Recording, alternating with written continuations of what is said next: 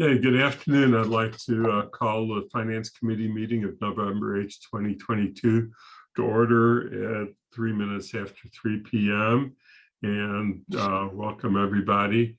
I'm going to first just say that pursuant to Chapter 20 of the Acts of 2021 as amended, this meeting is being held by a remote means. Members of the public who wish to access the meeting may do so via Zoom or by telephone. No in-person attendance of members of the public is being permitted, but every effort is being made to assure that all members of the public can adequately access the proceedings in real time via technological means, and this meeting is being recorded. I want to make everybody aware that it's recorded and that the recording will be available for people who are interested in seeing it at a later time.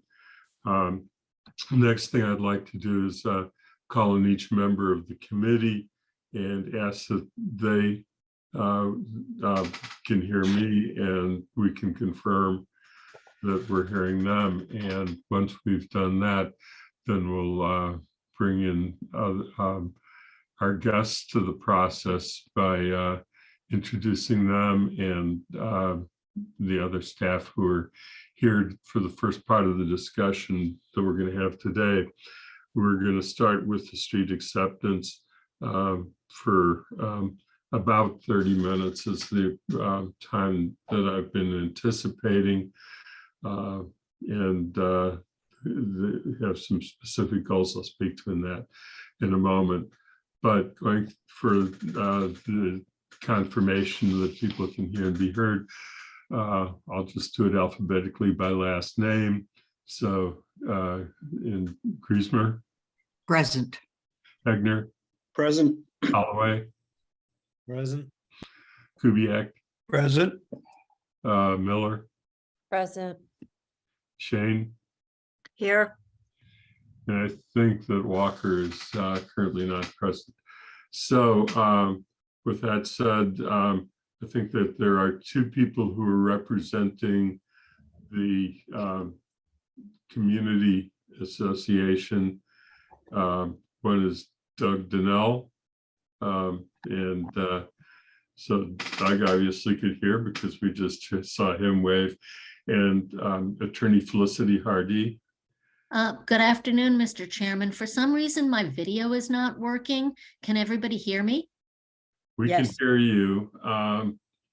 Can you see us, or is the video blocked both ways? No, I can see everybody. When I came into the meeting, I got a notice in Zoom that I was in a practice mode, or I don't know, some kind of strange Zoom message. As long as I can be heard, that's fine. I didn't know whether or not, because I'm a visitor, I had some, some different status.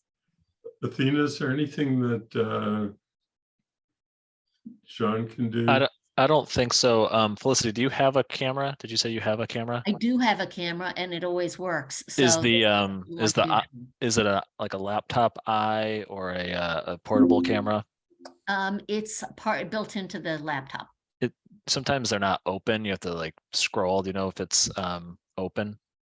Yeah, I don't know. It seems like it's fine, and Zoom is saying that I'm on video. So Yeah, no, it doesn't. It may just be that my laptop is old and is being finicky. Okay. So as long as I can be heard, I'm fine. We can hear you fine, and it's nothing on our end.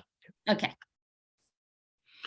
Okay, so that's it. The others present is Christine Brest, who's the planning department from the planning department in Guilford Mooring, who's here from DPW, and then we have Sonia Aldrich and Sean, who are from the finance department. So those are the who's present. What I wanted to do was kind of, and I don't see Paul yet. Do we know if Paul's joining us? Yeah, he will be here around 3:30. I don't think he'll be here for this agenda item, but he'll be here for the next one. Okay, so, because I just wanted to make sure that we had an opportunity to bring the committee up to date. And there was a lot of work that I've done in trying to get a better understanding of the background of what happened, of the sequence of things that has happened. And I put had some things that were added to the packet for today's meetings. And I welcome Doug and Felicity being able to contribute what they want to contribute as we go through, and trying to get an understanding that that is what the primary goal is to bring everybody up to date on a series of things that have happened. I think we talked a little bit last time about the origins of when the subdivision was approved, but the question of how the discussions have gone with the punch list, the role that the planning board had, and the recommendation that the planning board had out of their meeting, which Chris can tell us about, but is also in the packet because her memo to the planning board is in the packet for this meeting. And then the efforts that the neighborhood association did to try and pair the punch list with actual costs. And Doug might be able to help us out, or Felicity, in sort of introducing that a little bit. But really the goal is we want to establish an understanding and then see where we are in a process going forward, so we can actually get to the end result that I think everybody is interested in doing. So that, but it is this is a step that we just to keep this moving along. And my last comment is for one member of the committee has sort of had the question of why the finance committee, and I think we'll probably touch on that a little bit too, is other than the obvious that that's what the council did, was they referred it to us. But beyond that, I think that there are legitimate questions as to where the financial piece falls in. So any questions about what we're trying to do? Right. Alicia's in the audience. Could you bring her in, please? Athena, can you do that, or do you need to make me co-host? I think Sean might. Okay. Oh, Sean got it. Good. Thanks, Sean. Alicia, hi. Good afternoon. Can you just confirm that we can hear you can hear us? Yes, thank you, everyone. Okay, so what we're doing today is we're going to start out for about 30 minutes talking about street acceptance for Hopbrook and Kestrel Lane, and then we're going to spend the rest of the time following up on the financial indicators discussion, and then the first part of trying to get us towards council guidelines for the budget, which the next piece is after that. So back to Hopbrook and Kestrel. We last time had sort of the background of the development of the project, and that it became stuck along the way.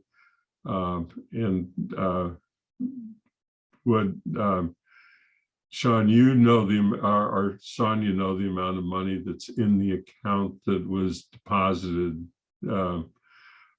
from the property that was sold. It was, do you have that amount? It was around 20 something. Yeah, Chris may know it better. There's some amount in escrow, around 20,000 or so, but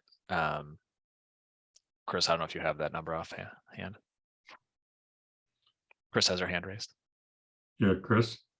The last time I checked, or the last time I was informed about this, we had 23,000. The original deposit was 20,000, and it's gained interest over time. So it's around 23,000 at this time, and it's being held in escrow by the town. So that's the amount. And when it was originally set up, the thought was there was going to be more money in the account, but somewhere along the way with the original developer passing away when he did, and the transfer to Tofino, additional amounts were not collected or added to the account. So that's part of the problem that exists there. And it's my understanding, and Doug or Felicity may know, contribute to this one, or know that there was an amount that was to be paid by the developer as each lot was sold. And then somehow that did not happen, and kind of stuck there. Felicity? So what happened was that towards once the subdivision was built, the planning board established a bond for the developer to post. And as lots were sold, the bond would be reduced over time.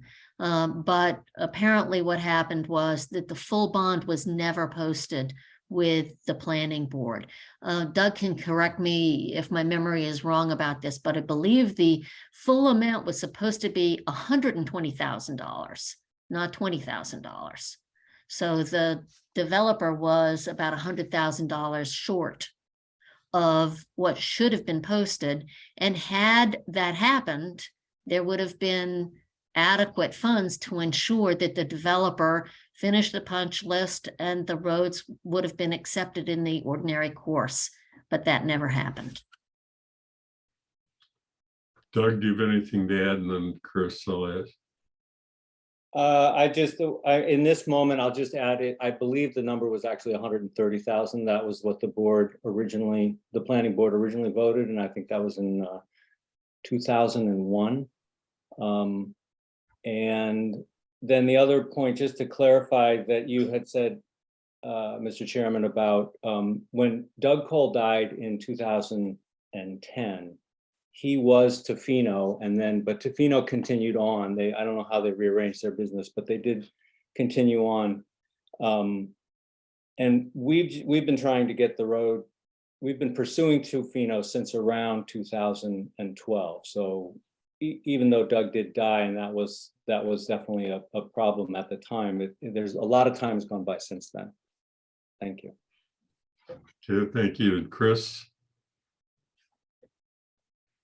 So I just wanted to clarify, I don't think it was an actual bond. The practice of the town has been that after the roadway is built, more or less, except for the top coat, and we allow up to about half of the lots to be sold. Then when we reach the 50% mark, we start collecting escrow money. And so in this case, the plan was to collect escrow money on the last 13 lots.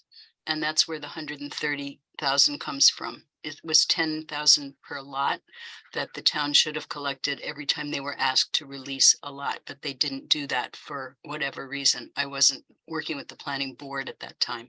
So that was the amount. And it wasn't really a bond. It was, take the money from the developer, put it into an account in the town, mark it that it was for this purpose, and then move on. So, Doug, did you have something to add? Okay. So then it's my understanding that money was collected by Tofino, treating them as a corporation, not as the individual of Doug Cole. And that money came from the sale of lots, but the portion that was to be conveyed to the town did not get conveyed. after the first 30,000. Mr. Chairman, the idea is that the money is to ensure the performance of the developer's final obligations to finish the subdivision. That's what the money is for. You know, if Tofino had finished the roads and finished the punch list and everything was done and used its own money to do that, then the money that would be held in escrow would be released. But as we say, that did not occur. So that's helpful. So then that gets to the second question, and that's where Guilford also can be helpful, as to where we are now with the identification of the punch list, because that's the sort of the second piece.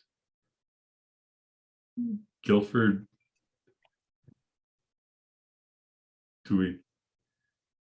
you're muted now, or So the punch list has been back and forth a few times. But I believe in your packet, you actually have the list. Do you need me to show it, or? do you think you have it, Lynn, or do you want Guilford to show it? I have it. Let's put it up, and you have, and then Guilford can confirm. I think somebody needs to allow me to share.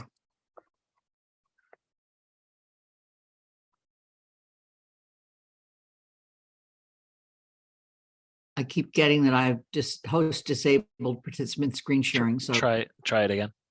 Okay. There we go. A punch list. Hold on.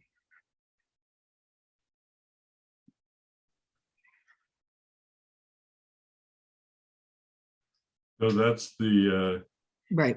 I'm getting there. Oh, you just had it. I did. Okay. Yeah, there. That's the punch list. And then we have the estimates for Hopbrook and Kestrel. Right. So this is what we expect that needs to be done for Kestrel. It would if it was in the normal process, the road would be perfectly paved at this time, but we know it's a little older, so we're just saying to crack seal the entire road, which is just a maintenance activity. It's sort of preservative. It's not it's not a long-term fix. So it starts off with the crack seal for both the roads, and there's trees and sidewalks, and you can read down through it. The only thing that number 13, the ADA sidewalks or ramps, those weren't required when the subdivision was built. That's something that's changed over time. So the punch list has all these items, and then if you look at you want to scroll down, Lynn, to Kestrel, to Hopbrook. If I can. Yeah. Scroll down. Hold on.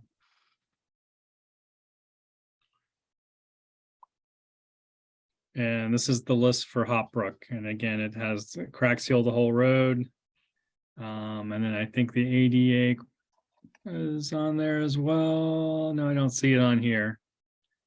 So this is what the town engineer has walked through the development with the developer. And this is the list of everything that needs to be addressed. And then the estimate is from Warner Brothers of how much it would cost. So I can show the estimates. Do you want me to do that, Andy? yes, I think that would be helpful. And then I see that Bernie's hand is up, but Can you see the estimate now? This is for Hopbrook. Can you see it? yes, I can. So this is the number at the bottom, which is the total, is actually the estimate for both roads from Warner Brothers. It's for Kestrel and Hopbrook. And some of the items are mixed together in the two estimates. So you have to see them kind of both, but 133 is what they're thinking. This was done back in 2021. And we're seeing at least 15 to 20% increases in prices right now. So that number isn't exactly the number we would use. So you're saying that in 2021, I'm sorry, I can't raise my hand and show screens. That's okay. Go ahead. In 2021, the estimate for the total punch list, as it was understood to be at that time, was $133,415. Correct. And that this is only with sealant, not with the total resurfacing. Correct. And that's both roads. It's both roads. And if you add, if you add for inflation, it's probably around 200,000 in today's cost. Right. Okay. Can you give us a sense of when you seal a road, what kind of life expectancy are you looking at in terms of having to finally repave it? It depends on the road, but most of the times you reseal it once, and then within 5 to 10 years, you're paving it. I have a quick question of Guilford. Yes, go ahead. When Warner Bros. Does this work encompass everything that's on the town punch list? This does, yes. Okay, so we can use this as a proxy for the cost of the punch list that Jason's prepared. Yes. Okay, thank you. Excuse me, may I just interrupt? Jason told me that this punch list that was prepared as a cost estimate does not include crack sealing. That's what Jason told me. He said crack sealing is hard to figure out as an estimate. So this estimate does not include crack sealing, according to Jason. Can you scroll back up to the front page of the estimate? Or to the, You seeing it now?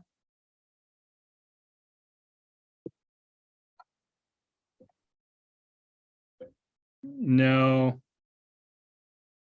So Jason, yeah, Jason's right. There's no crack sealing on that. Warner Brothers also doesn't do that work.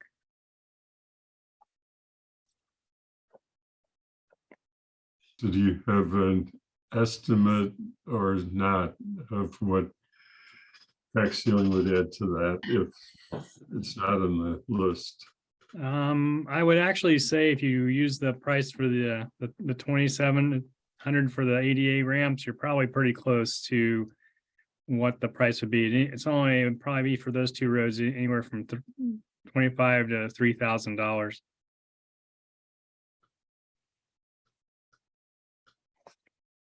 Okay. I'm going to continue on with others who have raised hands for a moment.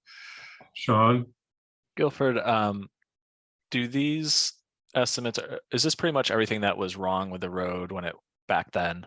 Are these things that are, were wrong at the time and would have had to be fixed as part of a punch list back in 2006? Or are some of these things things that have happened over time? I'm trying to get a sense of, if we had done our part back then, what are those items that we would have made sure were fixed before it was finalized?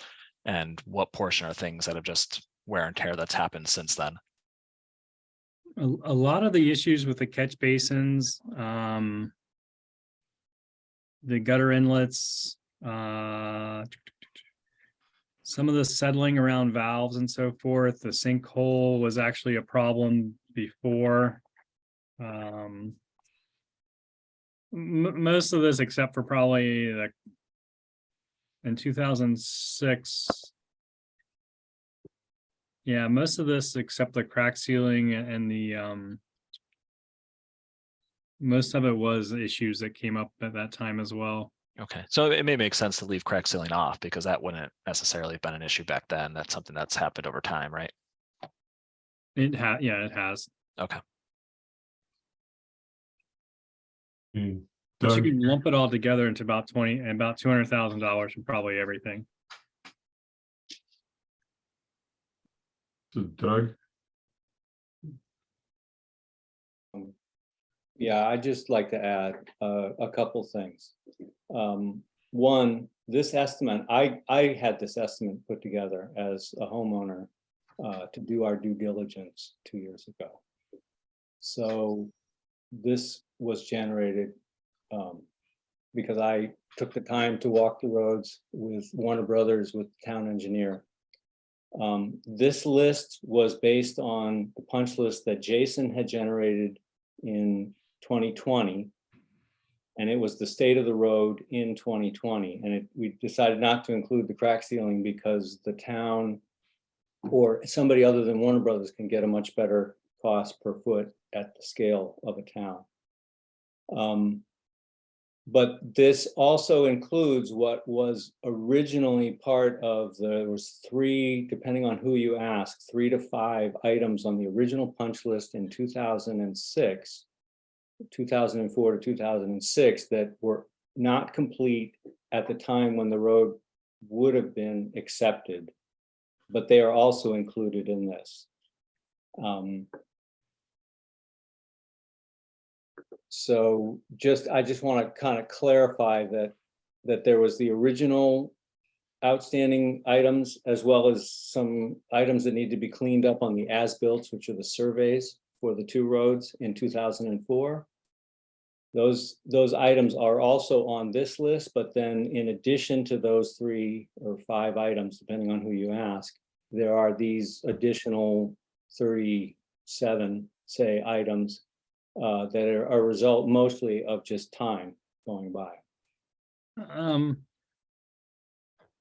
No? No, there were some issues at the time, and the short list of 3 was sort of a compromise list that was brought together. If you want to know everything, many of these issues were going on in 2006 as well. So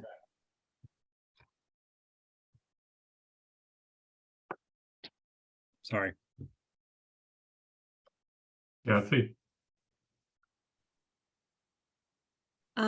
I think I'm following up on the same theme, that what wasn't done when it should be done and our best guess at the estimate of it versus what has happened since whatever was supposed to be done originally didn't happen. And Chris, I think that was part of a discussion at the planning board also, that if some of this has developed over time, that's less the developer's fault. Although if the developer didn't do what they were supposed to do at the outset, it contributed to more rapid deterioration or related problems. And I'm just looking for, of the 200,000, how much we think the developer should still be on the hook for. And I realize you've been trying to get it forever.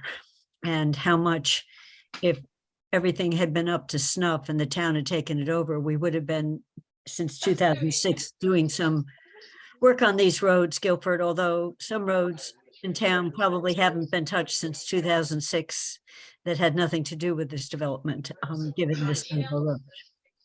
I'm just trying to sort the 200,000 out on negligence at the original failure to perform at the original, and that 23,000, Chris, all of that can be used toward this 200,000-ish, right? Correct.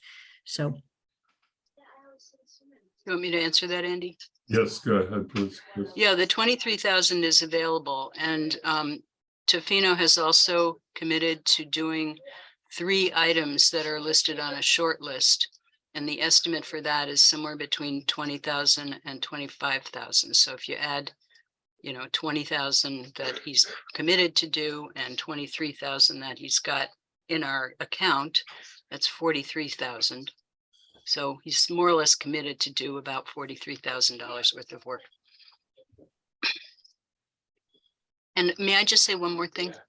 I don't think that the planning board got clarity on what things were needing to be done in 2004 versus what things need to be done now. I don't think there's any clarity about that. So nobody has that information as far as I know. okay, thank you. Okay, so Lynn? I guess one of the issues that I have with the fact that the money isn't there. Yes, the town can accept some responsibility because we didn't pursue, although maybe we did.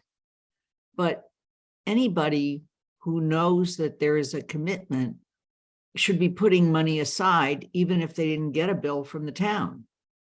So the fact that we're now looking at what should have been $130,000 when all the lots were sold, even if the town didn't bill, the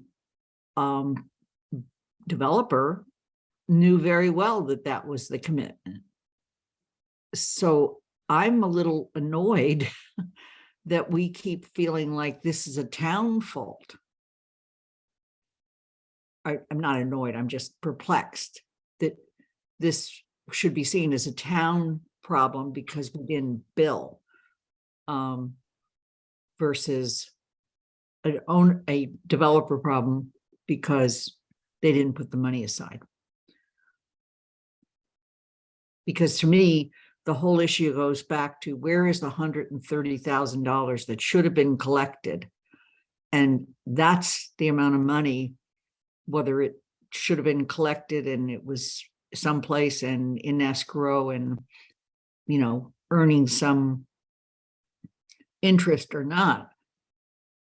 But if the question before us, and this is, to me, this is why this is in the finance committee, is if we, you know, pass a motion or something to have the town manager negotiate this so that we can accept the road, are we basically sending him to the negotiation table and saying up front, you know, we, the town, are willing to accept $90,000 plus in debt in order to accept this road? And I have a serious problem with that.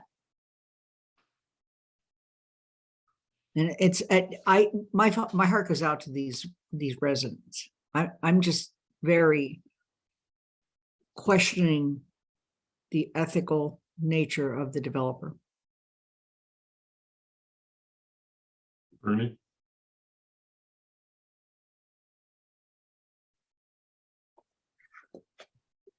My question is just, Tofino, we have $23,000 out of 133. So does Tofino still owe us $113,000 because those lots have never been released from escrow? This is one of the reasons why I think I said last time that we need to have town attorney consult on this, because we may be able to recover this money, but we don't know that. Attorney Hardy, I appreciate that your hand is up, but if we end up in court, it ain't going to be you representing the town. Sorry. And the question I had is how is this communicated to the developer? Is there a process in place back in 2004 that released the lots from escrow or not? And what was communicated to the developers is to me is important. But it seems to me that the developer still owes us his money if they were supposed to put the lots in escrow and never did. John? Yeah, so two things. I think, I agree with everything that's been said. I will say I do think the town does bear some of this responsibility.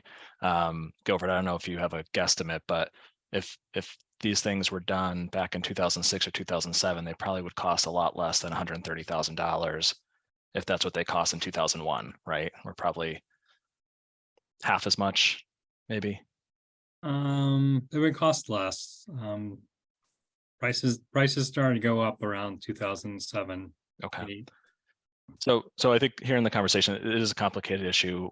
Staff have discussed this. I've talked with the town manager. I've talked with Dave Zomek and Guilford and Christine. Our recommendation is to ask the town manager to negotiate with Tofino and the residents and reach some sort of mutually acceptable agreement to move this process forward, because I think there's a lot of unknowns, and until we kind of empower the town manager to see what's possible, we're not going to get those answers and see what is possible. So that's the recommendation that we have to move this issue forward. Which I think makes sense. And I'm going to come back to it in just a second. I want to hear from Kathy and Michelle about their questions. And then, because I think that you're, Sean, I appreciate you bringing that up because it is where I wanted to get to in a moment. But Kathy, did you have a question? No, I just want to build, if we're sending the town manager in to negotiate, he's not a mediator. He's negotiating on behalf of the town, not just to see if the two parties, I'd send him in with a bottom line number, or at least a range. And we're being offered additional, Chris said, an additional 20 to 25 into the 23. If I go back to what we were owed, that was what Bernie was talking about. We would have had another 110 sitting in escrow, and we've got a price tag of 200,000. So I think we should not settle for anything less than 100, so go up on his offer from where it is now, and whatever leverage we have on it, or anything less than 110. So I just feel like it sends an unfortunate signal that if for a variety of reasons you wait long enough, the town will just take it over. So hopefully we also have a case study that this would never happen again. But I would like to send him in with the finance committee saying we're starting at an offer of 25 in addition to the 23 we've got, or 20, whatever that number is, Chris, and get it up. That's where I would, the terribly worded recommendation I would make in terms of what I'd like to send him in with, but that's the sense of it. Michelle? Thanks.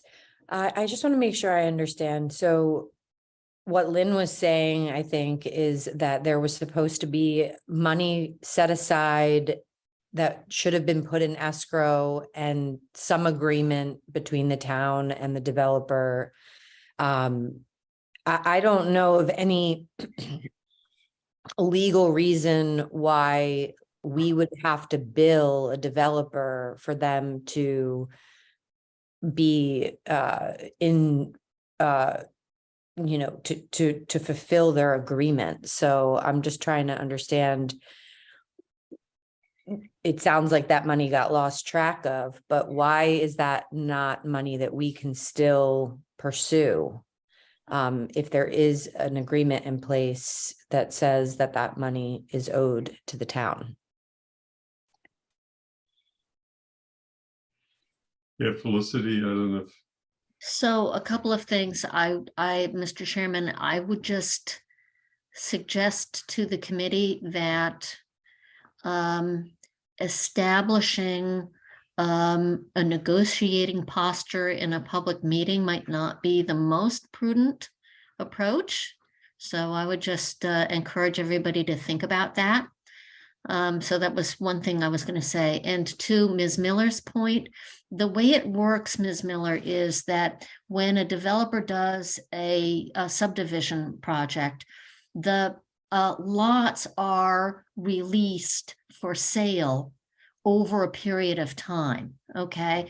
And generally speaking, the money that's set aside in escrow is I called it a bond earlier. That's probably not the best use of the word, but the idea is it's a way to make sure that the developer finishes what they're supposed to do. In this case, apparently what happened was that the first couple of payments were made, and then after that, perhaps after Doug passed away, a process was begun where the lots in the Meadows subdivision were released from the restraints that the town had put on it, without Mr. Parker or Tofino putting up the additional money as time went on. So it's not really that the town is owed the money. What the town is owed is the performance, but the escrow is there to make sure he gets it done. And thank you. That's really helpful. If I could just ask a follow-up, Andy, if that's okay. Sure. So there wasn't any sort of lien or anything that was there that protected. So basically the escrow was set up between the developer and the neighborhood, not the No, developer. no. It's a responsibility between the planning board and which approved the subdivision and the developer. Okay, and the way it's supposed to work, Chris can correct me because historically I wasn't involved in this matter, but typically what will happen is there's a restriction. It's called a covenant, a subdivision covenant, okay? And all of the lots are subject to that covenant. And that covenant prevents the developer from selling the lots, okay, without getting a release from the planning board. Mhm. And in this case, what's supposed to happen was that every time the developer went to sell a lot, they would put another $10,000 in escrow to make sure that the subdivision roads got finished. That was where things broke down. Okay, it's not like build or anything like that. What happens is that the developer says to the planning board, hey, planning board, it's time for me to sell, a lot. I'm ready to sell it. Please release that lot from this covenant. And in exchange, I'll give you the $10,000 to ensure the performance of the roads. Okay, and we can't retroactively act on that covenant. No. Okay, thanks. Okay, I'm going to recognize Chris, and then I'm going to take a pause to try and get our path forward. And I recognize that I know that Bernie and Doug have hands up too. Chris, So this is kind of a follow-up to what Felicity just said, and I don't think that the town has a stick to use to get the developer to pay the money or to finish the road at this time because all the lots have been released. So in my mind, the mechanism to get the developer to pay more is either to negotiate with him, and then in good faith, since he does work in the town of Amherst and wants to be in good graces with the town, he may choose to negotiate, or the alternative would be to take him to court. And it seems that taking him to court is going to prolong the distress of the residents and may not eventually be successful and will cost the town money. So we've already been talking about this since 2014. So I go along with the recommendation of the planning board, which was to authorize the town manager to negotiate a settlement, and the planning board also, as an afterthought, included the residents in this negotiation to see if the residents wanted to participate in having this road finished. So it could be just the town and Tofino who are negotiating, or it could be the town and Tofino and the residents who are negotiating to finish this road, to come up with the money to put this to rest. So that's all I wanted to say. Thank you. But there's one other thing, Chris, and that is that what the planning board vote was to suggest that the town council negotiate, which is why I think one of the things that was confusing to me. I think that was in error. I think that, I put this language together for the planning boards to choose from. There were 4 different choices that they could make. What I meant was, when I put the wording together, was that the town would negotiate, and I mistakenly put the town council. So it really should be the town manager negotiating on the part of the town rather than the town council. But I think that was the intent of the planning board. And if you want me to go back and get them to revote this, I can do that. Well, it may not be necessary, because I think as long as we can come to our recommendation, which I would think that we do ask the town manager to negotiate on behalf of the town. Council or council committee can't effectively negotiate, amongst other reasons, for the point that Felicity brought up, that it would be doing so in public, and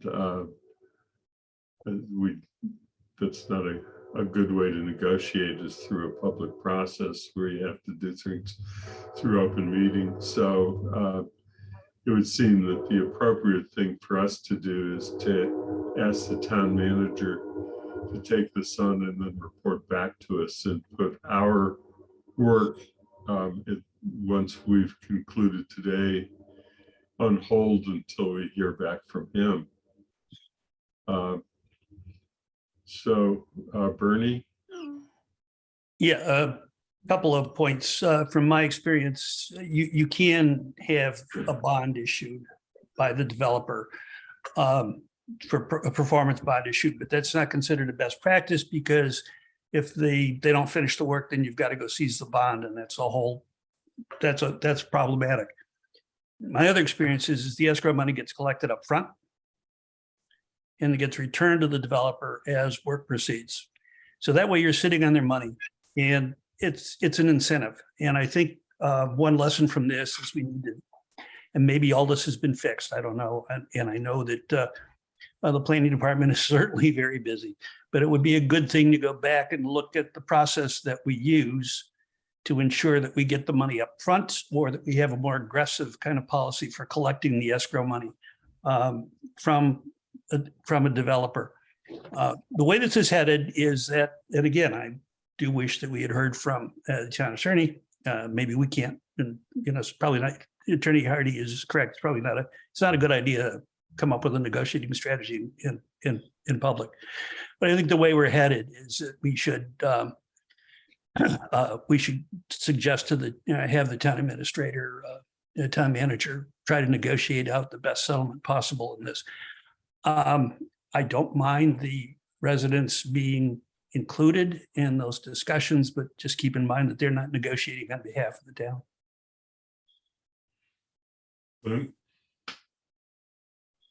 Yeah, I was, when Chris mentioned she gave the planning board 4 options, I was reminded to go back and look at the memo that Chris sent. And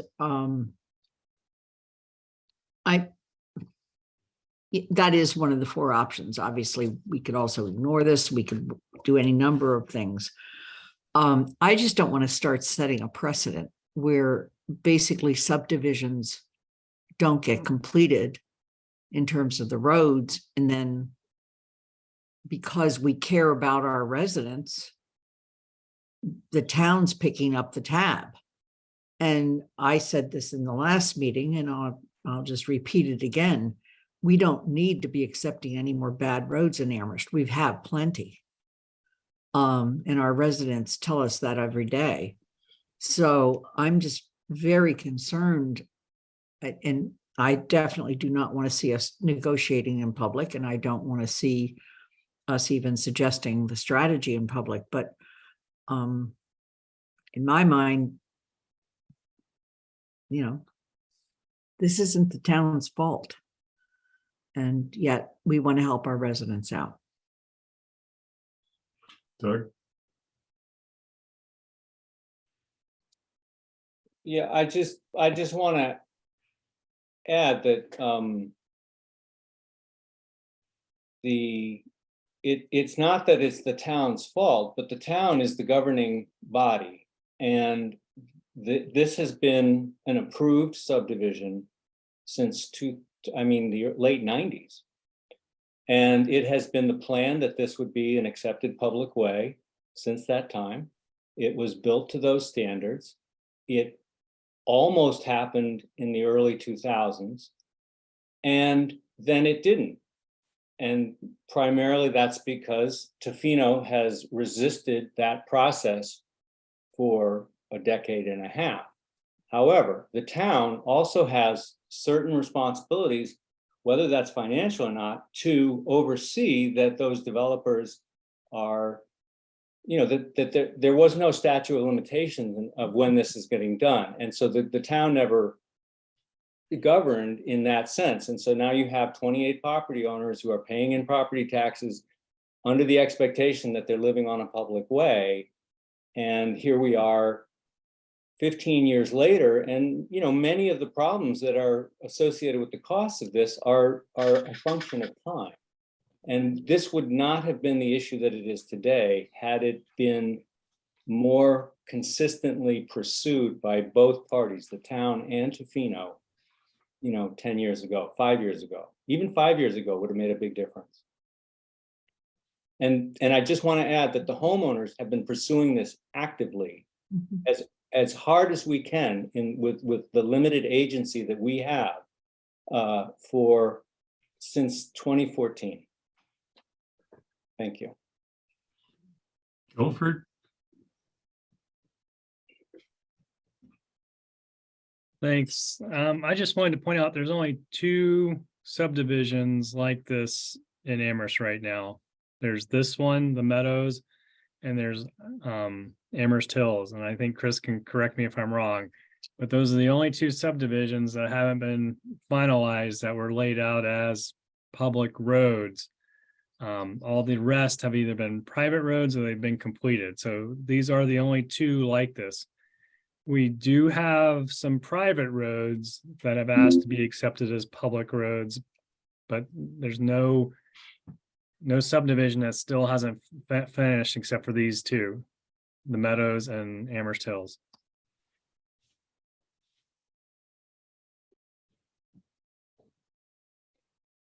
Okay.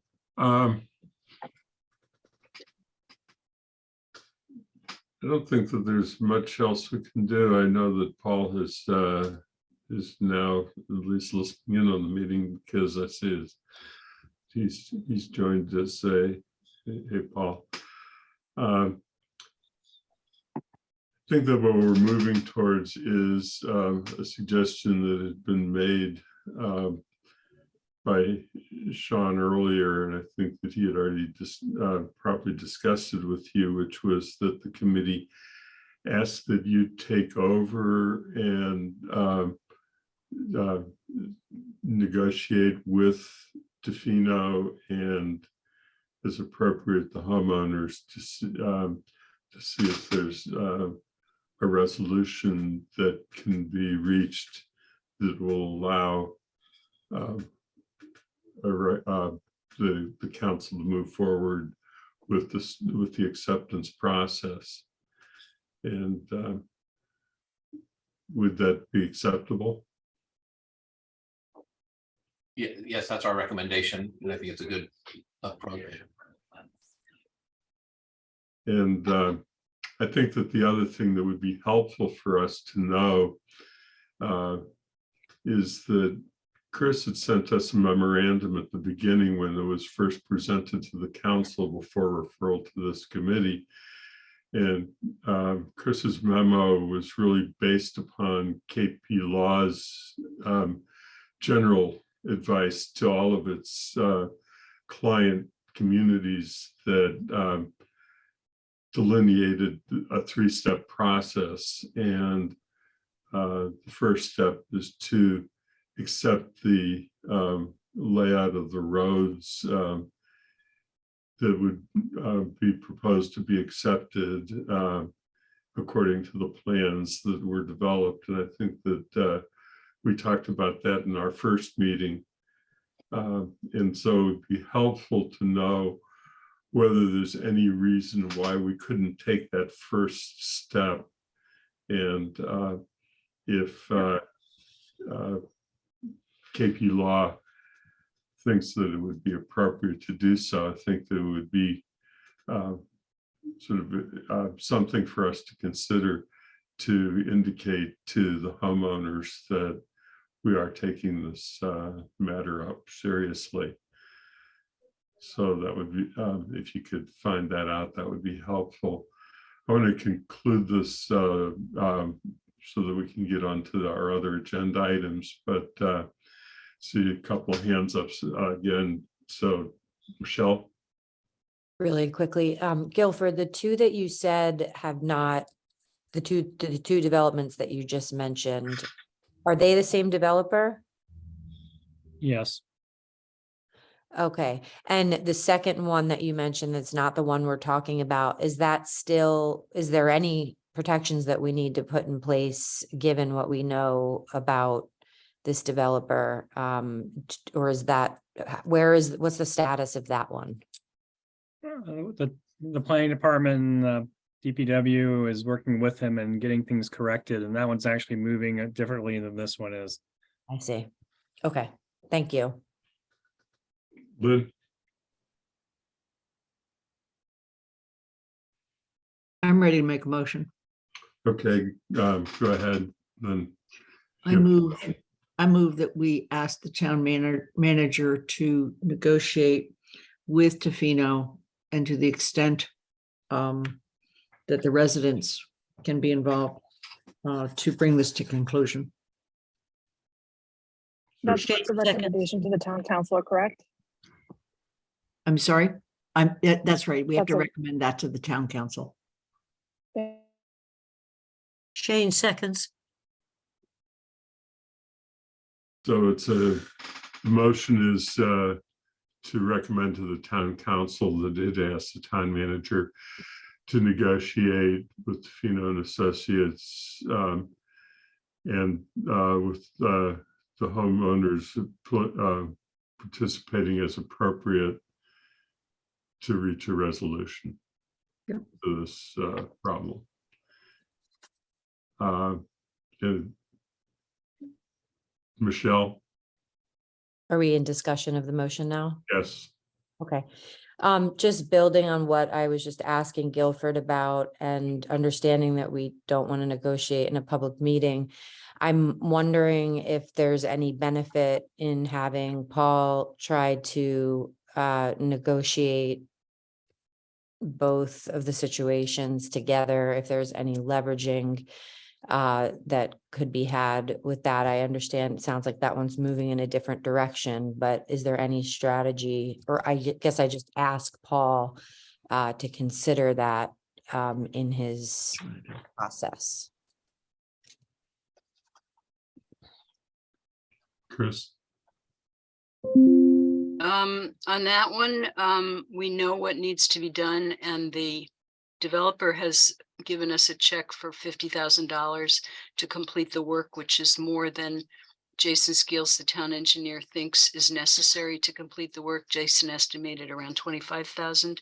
So we have 50,000 in our account. And I think that that project, which is Amherst Hills, is on the way to being satisfactorily completed as far as the town goes. There's an ongoing lawsuit between Tofino and the homeowners, which the town is not a party to, and we really don't know much about that. But I feel like that one is on its way to being concluded.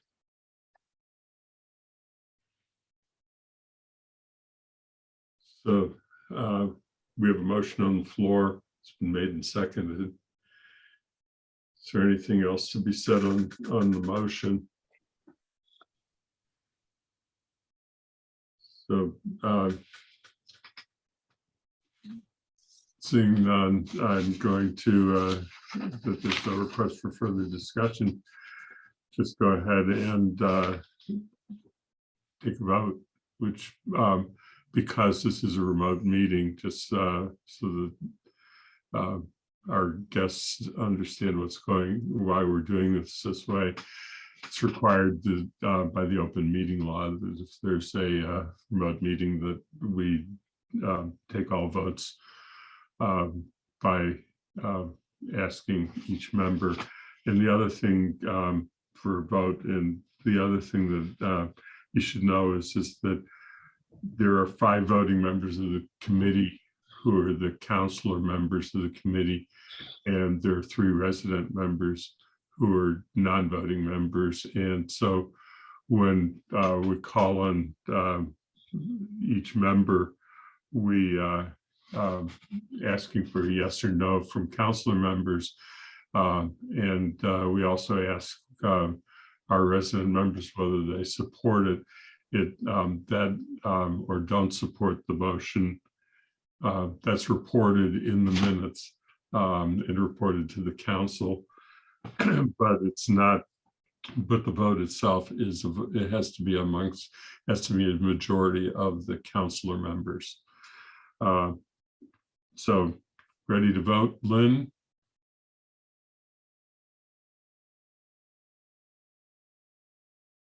Aye. Bob, I support. Matt, Support. Bernie, Support. Michelle, Aye. Kathy, Yes, and I'm a yes, and then Alicia. Yes. So the vote on that is 5-0 with the 3 resident members in support. And with that, I think that we're finished with this agenda item unless anybody has any final thing that they would like to say. Otherwise, I think we need to get on to the financial trend report and the beginning of the next process. Lynn? Yeah, the only thing I ask is that if there are other motions the council needs to take that's part of the 3-step process, to please make sure I have them for the meeting on the 21st of November. I think that what we had said was that the first step in the process is outlined by Chris was the definition of the roads, and that we were going to, I was suggesting that we not make a recommendation to the council unless we've heard from town council that they advise that we do that. Okay, thank you. So, I think that's kind of where we are unless there's disagreement. So with that, I want to very much say thank you to Doug and Felicity, and to Guilford and Chris for your help with this discussion. It was very helpful for us so that we could conclude things for right now with the Finance Committee. May come back to the Finance Committee when we have a report from Paul that he's ready to do so. But so, and thank you, Doug. I just want to express thanks on behalf of all the homeowners on the Meadows Homeowners Association, to the Finance Committee and the town staff for hearing out our situation as thoroughly as you all have. Thank you. Thank you, Mr. Chairman. Well, thank you both. I appreciate it. And anyway, so we are going to ready to move on to the next agenda item. And so I want to thank those of you who joined us for the first agenda item. So last night we had the financial indicators report, and I want to take a few minutes to see if there are further questions about the indicator report and the the initial recommendation, and then at least start defining the issues that we need to talk about for the guidelines. So it's really just opening for questions right now. Kathy. my first question is, I would like to have a copy of the document. And I just quickly looked in the packet, Sean. I didn't see it in the Finance Committee. If it was in the council, what I just missed it. Yeah, sorry. Hi, So Kathy. it's I added it to the packet last night, but I didn't think to add it to the finance packet for today, but it is in the packet from last night. Okay, so maybe Sean, you can pull it up, but just Yep. when the very detailed table flew by, I won't say you floated it by, but it was when you get to the back on the revenues, I didn't understand. I wanted to understand on the local receipts. sure. How you come up with, and this is the question I asked last night if people weren't there. If you look back to FY20 actual, we were at almost 8 million. It dropped off, then went back. I don't know why it jumped up in 22, and then it dropped back in 23 budget. So I'm asking about that line, but more generally, we got the fourth quarter report for the year that we just completed, and revenues were higher than we'd estimated and expenses were lower. And I didn't go back and double check whether receipts were part of that, Sean, in terms, just so cross-checking. So it's just this pattern on receipts. I don't completely understand the fluctuation and whether this is an extremely conservative number, and you'd expect if the economy doesn't go belly up that it would come in better. So that's my one detailed question. I have a couple others, but this was more a picayune one about the revenue side. Yeah, Andy, is it okay if I spend a little time going through this? Because I anticipate this question based on what Kathy said last night. So I think it might help if I just go through line by line and give some of the thinking and what might change over time and where there's conservatism and where there's where there's not. Is it okay if I take a little bit of time, Andy? Okay. So on your screen, so in general, as I said last night, local receipts, those are our mostly economic driven revenue. So they are the ones that will fluctuate the most when there's an economic downturn or there's an economic boom. These are the areas where we will see the most drastic changes because they're directly driven by activity here in downtown and throughout town. So just in general, keep that in the back of your mind that these are our revenues that vary the most.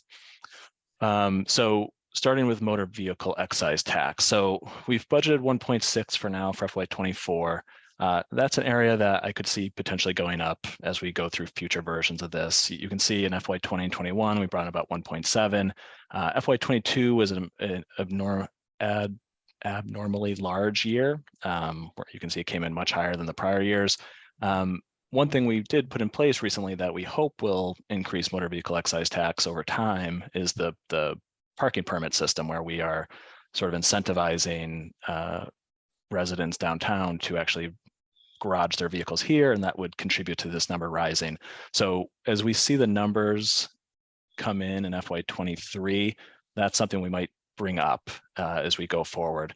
The way motor vehicle excise tax works is there's usually one or two large commitments that will make up the bulk of the number. And then, we'll have some information to base that on because we can compare that to prior years to see if those commitments are larger than in past years. Again, this is a number that will go up if there's a lot of newer vehicles in town. They're paying the higher motor vehicle excise fee. We do have some concern because of the sort of the difficulty and the lack of inventory for new vehicles that might push this number down in the future. That's one of the reasons why we're being conservative here is, I'm just thinking about our town vehicles. We can't get vehicles right now, the ones that we need, for at least 6-9 months. So that's just something to keep in mind here, that could influence this number to go down because there's less newer vehicles and the corresponding tax is a little bit lower. Going to Sean, can I just add something to Sure. that? Yep. If you look at the fourth quarter report and the detail on there, you'll see that $332,000 of this is from the previous year. So we're still collecting from the previous year too. If you look at what was actually collected for the current year, in 22, it was 1.6. So just kind of have to look at that too, because sometimes there's lags coming in. Mm-hmm. And I'll just jump in here because I think this is one of those economic indicator lines, because as people stop buying cars, if they feel tight, then I think this is one we want to be conservative on if we can be. And just so people know, I wasn't being critical of it. I do understand. I think this is the correct way to do a public budget. Yeah, and Kathy, I think your question is, this is the area that I think is worth the most time being spent on, because this is what really kind of reflects our community here. So I think it was a great question, and I'm glad we can go through these. So hotel, motel, meals, you can see what we're projecting for 24 is pretty consistent with what we brought in 20 and 22. 21, that was again where we had the big dip because of the pandemic and a lot of things were shut down. This is a number that will keep bumping up when we see the numbers come in higher. So if we see really big numbers, through the first couple quarters this year, that could go up a little bit, but I don't see that number changing much because it's pretty consistent with our experience. Cannabis tax. So cannabis tax was high. You can see in 20 and 21, It dropped down in 22 when one of the dispensaries switched away from being a recreational dispensary. And I looked at the first quarter receipt for 23 and it's really low. So I just don't know if there's a shift away from sort of recreational sales or if eventually the new recreational dispensaries in town will push this number back up. But the cannabis tax number is actually one I think we might end up dropping if we don't see the second quarter tax payments for recreational cannabis sales come in. If that's not higher than the first quarter, I think we'll end up having to drop that. So that's one that might be a little bit too high at this point, but it reflects what we thought we were going to get based on 22. Penalties and interest. So that one, again, it's pretty consistent with what you see in 2021 and what we budget for 23. 22 had a really high, actually, I think Jen mentioned this last night. We collected a lot of tax title payments and the corresponding fees that go along with it. So there was a sort of a high, again, unusually large year in 22, but that's not typically where that number is. And so those are type of things we don't build into the budget. It's great when we get them and it helps build reserves, but they're not things that we can rely on every year. Pilot, we know exactly what that is every year. That's right now the only thing in our pilot section are payments from our enterprise funds for their property. So that number is a known number. Fees, so these are impact fees. The vast majority are cannabis community host agreement fees. These revenues are restricted in their use. So when they come in, we hold them, they go into our reserves, and our plan is to recommend something to you later this year on how to use those, but they're not general revenues. They're by law, they have to go into our general fund and go to free cash, but in terms of what they can be used on, it's not the same as other revenues where they can be used on anything. There's restrictions. So we're coming up with a plan of what we think would make sense for how to use these. And the new cannabis legislation that recently was passed will likely eliminate or all or most of this revenue is what we anticipate. The rules that were in place when we first created the community host agreements have been changed significantly and will, again, it will result in reductions to this revenue source long term. So this isn't a source, we show it here because it is a general fund revenue, but it's not something that supports our operating budget. But you will hear more about that in the spring. Rentals, this is for rental of town space. This number is pretty much a known number based on who our tenants are and what their rental agreements are. Departmental revenue, so those are things like the rec department and fire department, all those types of fees. So a couple things to note. You can see the number for FY24. It's consistent with 20 and 21. Again, 22 was a spike. I went in and looked at some of the variables that drove 22 to be higher than normal. One thing was $70,000 of COVID relief money. That was when they were giving municipalities money to help with when staff were out and took the COVID leave. So that number had $70,000 of money that was a one-time thing that we're not going to get every year. There was another something that we do periodically related to our liability funds, where if we overfund something, we release it. It's an accounting adjustment, but it results in these sort of temporary increases in revenue in there. It's a sort of an accounting maintenance account. So that was a temporary thing. And then the last one was, sale of fixed assets. We had about $20,000 or $30,000 of fixed asset sales, which is not something we rely upon for our budget every year because it sort of comes and goes based on what's up for sale. So when I took out those sort of one-time type revenues or infrequent revenues, it brought it down pretty much in line with what we've budgeted. The one other thing we're being conservative on in departmental revenues that's been driving the numbers up the last couple of years is Cherry Hill has been doing really well, like way better than they were pre-pandemic.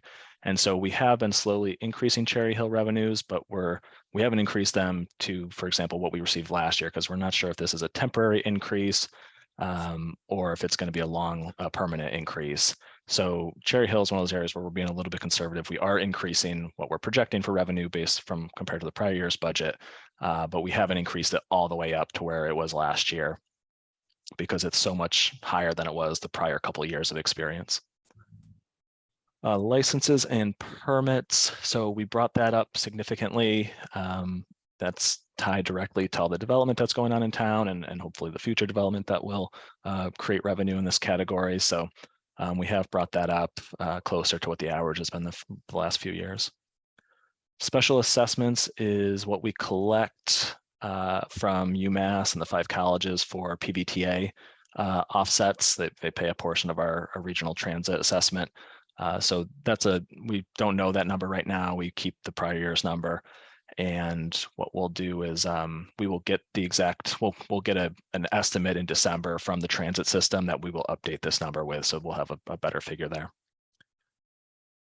Fines and forfeits, again, that's pretty consistent with what the history has been there. FY21, there was a really large amount of noise violations that were collected. I don't know if it was an accounting thing or what, but there was a huge increase in noise violations collected that one year, which seems like 21 would be the year we wouldn't collect a lot of noise violations because of the pandemic. So that was a little bit of an odd thing, but it's been in line with experience. Investment income.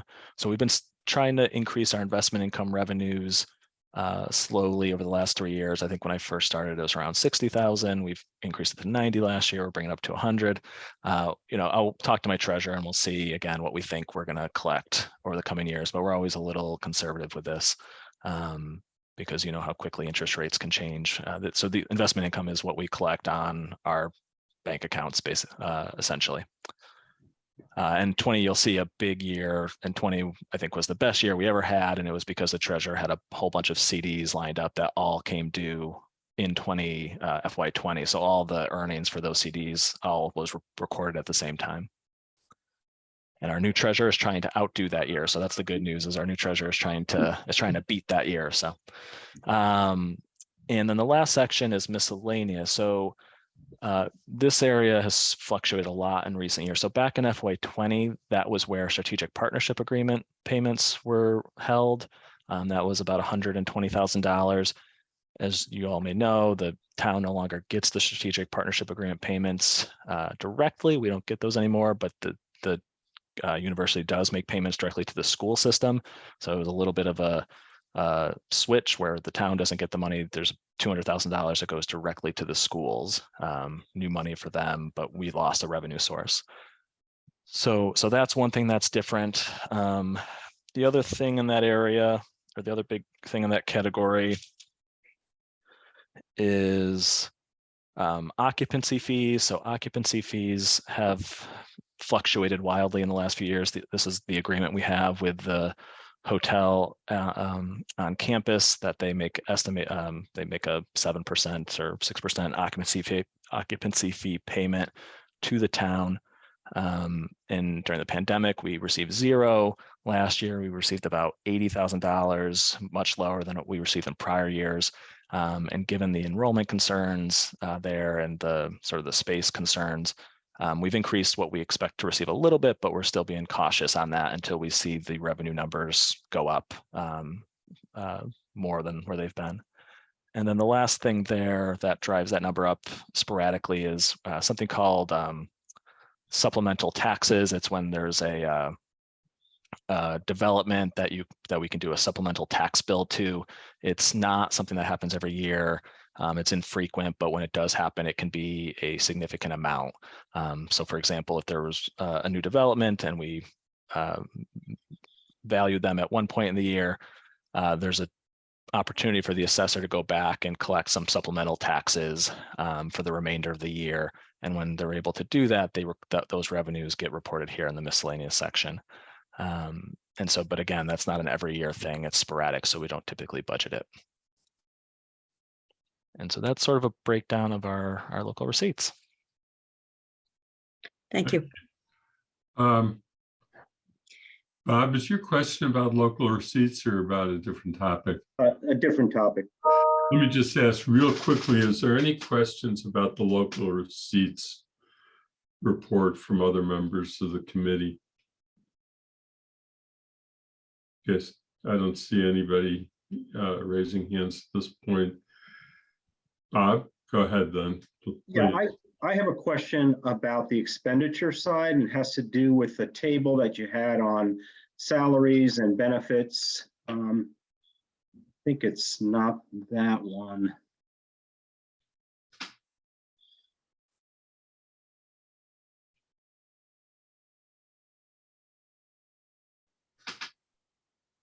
Is it that one, Bob?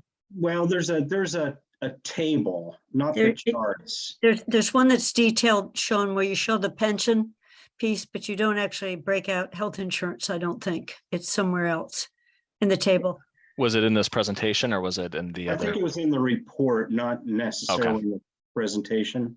Okay, well, what's your question? I'll try to pull it up. But... Well, let me just, the question is, there's a chart in there that has total employee benefits, total health benefits, total retirement benefits. And what I noticed was the total retirement benefits almost doubled from 2013 to 2022, whereas everything else was, kind of in a reasonable range. And I'm wondering whether that's just an artifact of, all the changes that have been made in the retirement programs, or whether that's something that we need to keep our eye on in terms of retirement benefits kind of growing very rapidly. Yeah, no, that's a great question. Let me bring it up. And I tried to explain it a little bit last night, but this is a better opportunity to be more clear. Let me just, I got the report up, just trying to find that chart. It's number 11, I think. Is that right? Yeah, so you're talking about this one that has the where the retirement benefits were 3.8 and now they're up to 7.4, that one? Right, yeah. That's it. That's So it. so this is one of the things that I mentioned when we were looking at the pie charts and why operating budgets have been squeezed a little bit, and that miscellaneous section of that pie chart went up substantially. So the pension system, our increase each year is somewhere between 6 to 8, 9%, and it's on a large number. So if you take a pretty big percentage on a large number, it's a huge amount each year.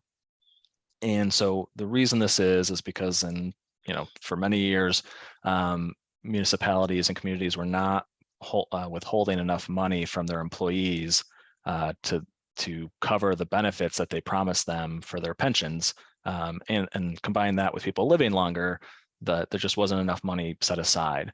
So retirement systems have been forced to have actuaries come in and basically value what those obligations are to current retirees and future retirees, how much money needs to be set aside. And then the retirement systems not only have to withhold or assess enough money to make the benefit payments themselves, but they have to assess money to build up a reserve so that they have enough money on hand to make to be able to satisfy all future obligations as well. It's similar to our OPEB study, but it's for retiree benefits. And so when you look at our current pension assessment, the majority of that pension assessment, or at least half of that pension assessment, is actually for this, what they call unfunded liability, for past shortages. So this will continue for quite a while. This will continue until the system is primarily fully funded, at which they're estimating will happen around 2033 or 2034. The good news is once the system is fully funded, the anticipation, at least by many municipalities, is that our pension assessment will drop significantly, by millions of dollars potentially once we have fully funded the system. And so that's that other chart that I showed. Let me go back to the one Sonia explained. This one here. So this blue bar, this is the funding level of our pension system. And so our pension system right now is about 62% funded. As this goes up, and when it gets to, I'm not sure if it's exactly 100% or somewhere over 90 that they target, when they get there, the hope is that our pension assessment will drop significantly, and we will at that point only have to make the payments for our current retirees and no longer for that unfunded portion. But until that time, there will be large increases. The other thing that impacts our pension number significantly is it's the way the assessment works is it's divvied up based on the salaries of your Hampshire County employees. So pretty much everybody in the town is Hampshire County, is a Hampshire County employee, meaning we belong to that retirement system. At the schools, it's about a 50-50 split, maybe a little bit more, where the teachers and some of the administrators belong to the Mass Teachers Retirement System. So it's a different system that we don't have to pay into directly. And the rest belong to Hampshire County. So they look at the value of all those salaries and they compare it to other member towns in the system, like Belchertown and I think South Hadley and many other communities, and they divvy it up based on that. So our salary levels contribute to how large our pension assessment are. And if we add new Hampshire County positions, that also contributes to what portion of the assessment we represent.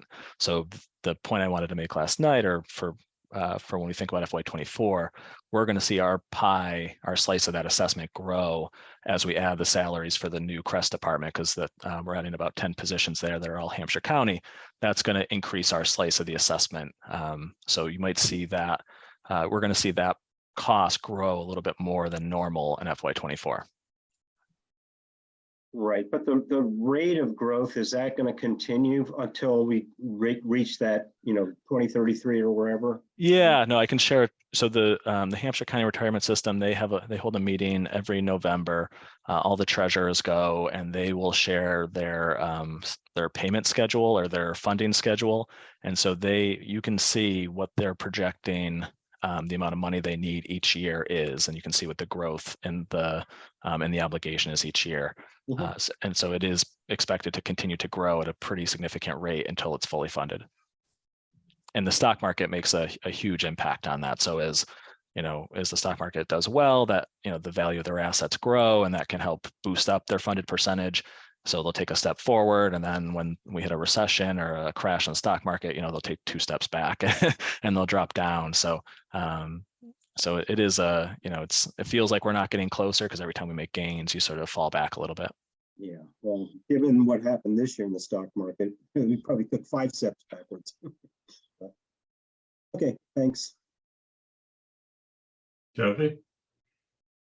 I think Lynn had her hand up before me, Andy. Lynn?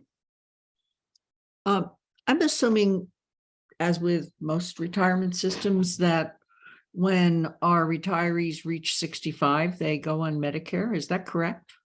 For health insurance, yeah. So, but what we're talking about right now is the actual pension that they receive. But for health insurance, if they're Medicare eligible, they move into Medicare, and we adopted a special program last year trying to reduce costs, where we now incentivize, we pay the penalties for people that have not moved into Medicare. We move them and we pay any penalties because it's cheaper for the town. Okay, thank you. Kathy, back to you. Okay, Bob, thanks for zeroing in on some big numbers. Sean, I had a question. When you just said the teachers are in a different retirement system than Hampshire County, that line that Bob was focused on, is that cost in that line? No, so the town does not pay. We do not. So the Mass Teachers Retirement System is state funded. So we do not pay an assessment directly for MTRS or Mass Teachers Retirement. So there's no cost. There's no cost for the teachers in that number. So there's no cost for the town either. So is it over in a school budget that we're not seeing, or is there? There's no cost at all to us, to the town or the schools for for teachers retirement. Again, there's a cost, the global us in terms of the state, they're paying for it through taxes and so on. But there's no assessment to the town of Amherst for teacher retirement, the town or the school.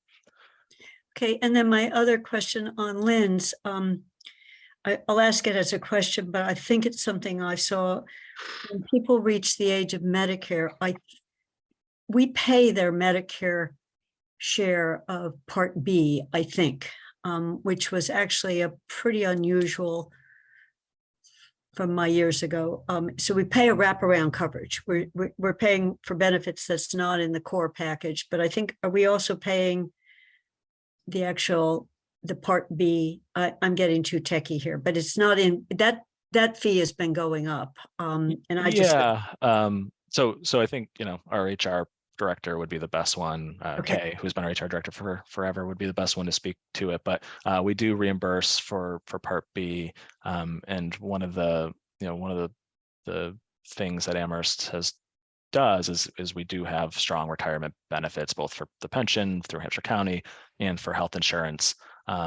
Amherst has made a commitment to its retirees, and so we do have strong retiree health insurance benefits. Yeah, so it's just one of the things that pushes it up faster, Lynn, even when they hit Medicare age, because that has been increasing to cover the cost of Medicare. Yeah. Thank you. Yeah, the one thing I'll just say that's interesting is for retiree health insurance, our Medicare rates have actually stayed flat or gone down the last several years. So what's pushing up our health insurance costs is not the Medicare rates. It's the regular PPO, HMO, Blue Cross Blue Shield rates. Yeah, Medicare just got a great breathing room as the elderly stopped having elective procedures during COVID. Sure. Because if they went into the hospital, they couldn't go back to wherever, it was like a one-time. People were just astonished at the drop off in Oh, really? Medicare, which isn't expected to continue.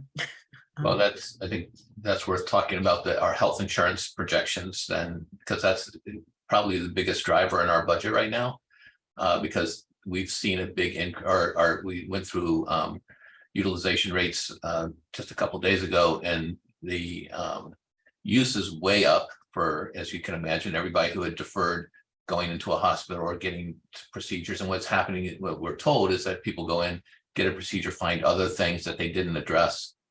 So all those things are now piling up, and that's why they are projecting 8%. The range is probably going to be bigger than that. We felt comfortable putting 8% in, but that actually gives me a little bit of nervousness, but this is the best information we have at this moment in time. And people were avoiding even simply doctor's appointments. Yep. So yeah, there's a lot of pent up demand.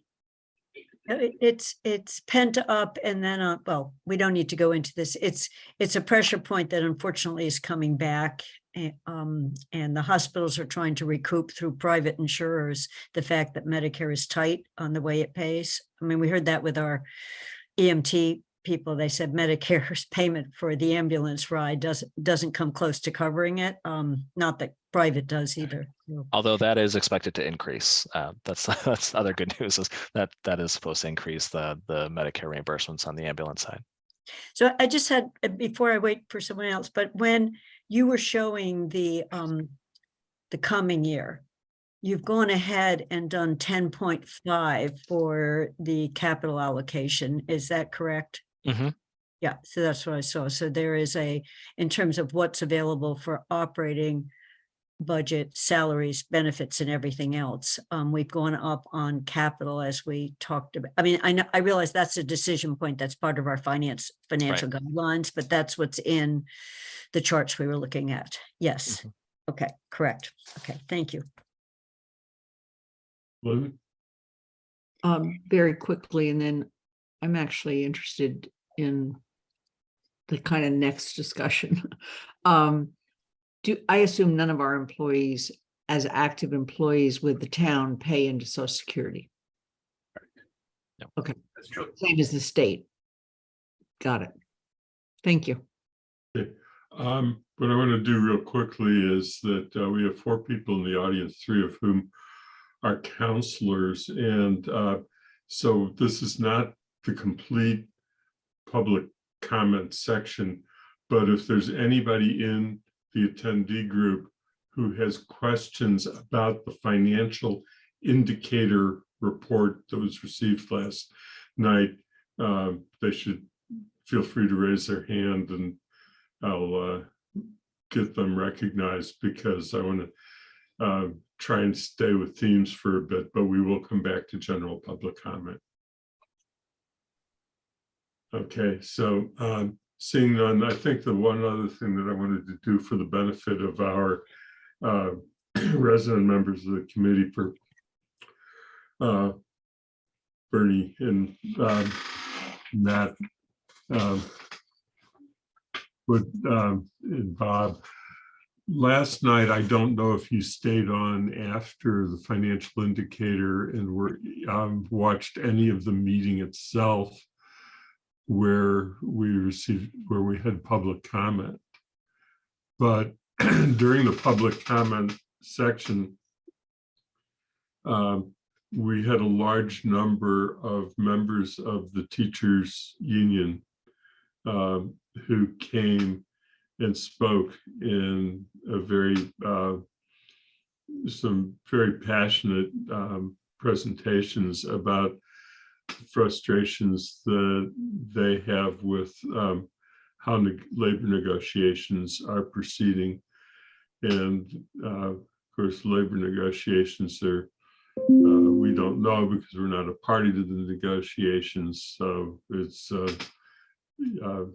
there's nothing you can do but to project, but it would seem that in part it's available funds. You always negotiate with what you project your revenue to be. We had one member of the school committee who asked a question that was not a question as much as it was a suggestion that more money be allocated to the schools and it not be an even amount percentage-wise across the board for each of the expense pieces. And there was, we did not have any real discussion of it. There was a little bit of sort of sympathetic discussion, but no real discussion of it last night. But it was a substantial amount of time and a very difficult thing for some members of the council because they're people that it's natural to care about. Our teachers who take care of educating our kids. So I just wanted to let you know that because it's a context that is going to sort of get into some of the discussion we have going forward about the guidelines. So I don't know if any other members of the committee from the council side want to add to what I just said or just let it go on. Kathy? Yeah, I just wanted to just add, because I didn't know whether Bob, Ernie, and Matt had been there, but the focus of the comments we got were on the paras and on their wage rate. It wasn't on teachers overall. So we, and that was the story, focusing on that entry level wage or that wage scale. So it just was, and my understanding is they are a subset of the larger negotiations. So that's the only point I wanted to make, that it was a particular subgroup. That's it. Yeah, Michelle, I see your hand up too.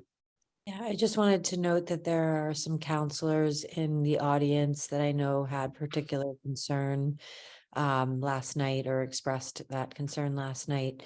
And I also wanted to note that the question came up more than once about how and when we can have this discussion. And so I'm posing that to you, Andy, and maybe Lynn. I've heard some mixed things like, well, it's not our business to get into because it's a contract negotiation. But then I hear that there are ways that we may be able to at least have a discussion about whether a larger percentage is attributed to the schools. And then I hear that even if we are to do that, we don't get to choose how the school will use that money. So there's like a lot of complexity around this. And I think particularly for new counselors, it would be really helpful for us to have an understanding of what it is that we can control, even if it means having a discussion that doesn't feel comfortable or that it hasn't been status quo, but like what discussion can we have and which pieces are not ours to have, and then how and when can we have those discussions. So I just appreciate a little bit of thought going into that so that we can be clear as counselors on that piece. Ernie? I'd be concerned about any attempt to do an end run around the school committee and their negotiating. It's really the school committee's responsibility, hopefully with guidance from good labor council, about what and how they want to settle. So I'm automatically concerned when someone does an end run or comes to the finance committee or to the council and says, hey, look, do something about this. It's really the school committee's responsibility. Our per pupil expenditure is one of the highest in the state. I think there's only one other school district in Western Mass that comes close to matching ours. That's always a factor. And school committees are authorized to spend their budgets for any lawful purpose. So if we give the school committee an extra $1 million and they decide they want to take everybody to the opera, everybody goes to the opera.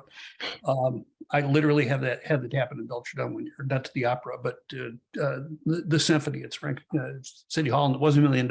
But we have a good theater decision- department. We don't need to take them anywhere. You know, just to put that out there. So yeah, I just would be careful about or cautious about people doing an end run. Well, Yeah, so I think, Michelle, you asked the three appropriate questions, right? So what is the council's role is probably the most pivotal one. You know, so this is, the school committees in collective bargaining with the teachers union. There's a process, well-established legal process where that, you know, they have been at it for a long time. There's processes when you don't reach an agreement, how you process that. It goes through it goes to mediation, fact finding, all the different processes, and that's where they're working their way through right now. You know, I worry when the council members start to make statements about the deservability or whatever the town's finances are. That's all admissible into these discussions. This information is public information that counselors are saying in a public meeting, so that's all available. I think it's important to know what the council's role in this situation is, and that is you are the appropriating authority for the budget. And so the second question is, can we give more money to the schools if you wanted to? And the answer is that's part of what your discussion is going to be about the budget guidelines, is how do you want to allocate the town's budget? But the third thing you said is we don't control how the schools spend that money, and that's absolutely true. It's a bottom line number. They get one number and they can spend it all on increases. They can spend it on, you know, whatever it is they so choose. I think it's important to recognize that there are three elected bodies, you know, the trustees, the library trustees, the school committee, and the town council, and you each have different responsibilities for different things. So making sure people observe what their responsibilities are. You know, I would assume, and so I don't want to assume anything actually. And then also, just as we start to consider this, you know, I think the council is important for the council to understand how it responds to things like this, because if there are probably, I have three other major negotiating teams who, if this is a successful strategy, they'll be here in front of you in no time. Every union will learn that this is the way that you influence behavior in the town of Amherst. And I think we have to be careful about that, because the council has a role in terms of appropriating funds and choosing how those funds are divided up. And whether it's, you know, I think we've been very successful at saying we're all in the team, we're dividing up the pie equally, but the council has the ability to say, we don't want to do that anymore. That's a conversation for you to have in terms of where your priorities lie. And then once those priorities established, then we take that message from the council, we run with it, and we build our budget. So when you say 2.5% goes to the town, that doesn't mean that every department gets 2.5%. It means we start to dig into every department and say, what are your needs? What are your values? We have to do these new initiatives, how we build that in, what are we not going to do? So I think that, you know, everything that council does, you are high profile. You saw it last night. All those folks, you know, 40 whatever people were there at night last night because you matter and they want to get your attention, and you give them really very compassionate attention, which is the right thing to do. But in terms of actions you take, comments you make, everybody, you know, I can tell you other departments, not departments, other employee groups are watching this and see what happens with this, because we're going to do it too. So I just want to just sort of like how this all works out. So I know you know a lot of this, but I just needed to say it out loud after last night's meeting. Andy, can I just ask Yeah. one follow-up? I really appreciate that, Paul. Thank you. That's very, very helpful. I just have one clarifying question. So the negotiation that's occurring now and the budget that we're looking at for the future, are they separate? Can I, so one thing, Paul, you mind if I weigh in on that? So I just want to clarify the contract right now at the schools that's being discussed began on July 1st of 2022. It was an FY23 being the first year. So what you're talking about are guidelines for 24. Got it. So Okay. so there is a little bit of a difference in terms of, you know, what you're thinking about in terms of guidelines, when that would impact the funds the school committee would have available. Perfect. Thank you very much, Sean. Yeah, you know, sort of several of the points that I was making at the end of the meeting last night. Again, the president members today weren't there, but pointing out that we are in a difficult situation because we start with revenue, and which is, we look at what revenue is available and then we're dividing up revenue. When you get to dividing up revenue, we're making decisions. And if we decide to give more to one group because of a special need within that one group for the year, it's got to come from somewhere else. And so what is it that we're going to reduce? Are we reducing allocations for operations to other departmental areas? Within the three major groupings, or what I frequently call functional areas, or do you reduce capital, or what? Because that's about the only thing we can really control, because everything else is mandated expenditures. And so we have that difficulty. With the schools themselves, we have to recognize that there's regional schools for middle school and high school, and there's elementary schools. And so if, but the negotiations, because it's a single bargaining unit, it's not entirely separate question. And so that there's a lot of issues, plus as Paul just pointed out, there's the flow over to what's going to happen in other bargaining units that have compelling arguments of their own. So all of these are difficult issues that have to be worked through. But when we deal with the guidelines, we do need to think about this question, which is why it's important to have the discussion. And I think the last thing I just said, for disclosure purposes, you know, I'm sympathetic to teachers. My son was president of the teachers union district that he was working in, probably was president for about 5 years. So I know all about this process, hearing about it many times from that side too. But you know, we have to do what's appropriate. Paul? I just want to add one other thing, is that, so for the town side, we have 3 bargaining units that have settled, 3 that have not settled. So we've settled with DPW, 2 units at the DPW and the firefighters. And some of it is there's a trust in terms of how we treat the next set of bargaining units. You know, unions often try to get what they call most favored nation status, which means they get the best deal that the town cuts with anybody else. We always resist that because everything is a standalone agreement, and we also will prioritize different things. Well, you know, every bargaining unit can, every bargainer can do that and say we want to put more money here versus there. And when you look at individual salaries, you unpack all the salary ranges and you say this needs to be adjusted. So there's flexibility. It's not just often across the board, but I think that's being true to our bargaining units that have already settled is an important value for me. And so that's how but it doesn't preclude us having, I'm not negotiating in public here with anybody. Obviously, we are always open to any proposal from any of our units. So, well, thank you.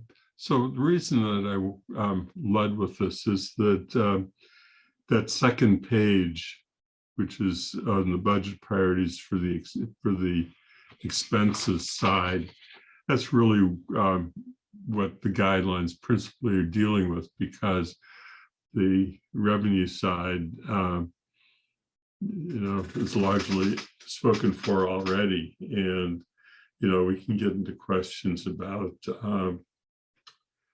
whether some portion of our reserves is needed to supplement the budget, whether we take a different view on the override question that the recommendation that had come yesterday was that we not consider an override for this year. And there was a little bit of discussion about that. But we are going to have to focus on the expenditure side.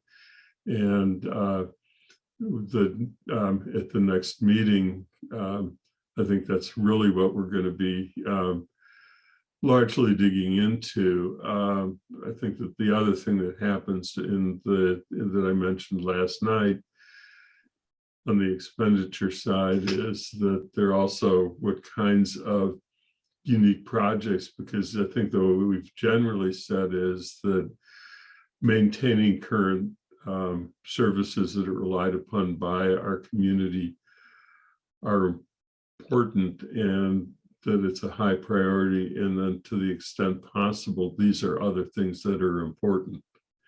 That's how we've tended to deal with the guideline draft and the guidelines that ultimately get enacted by the council.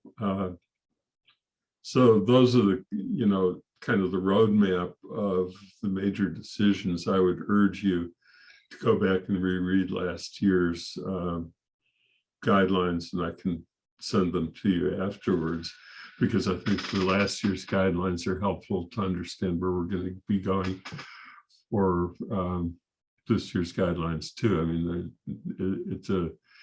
it's been a useful sort of template, if you will, to work from. So that's sort of the process piece that's coming next.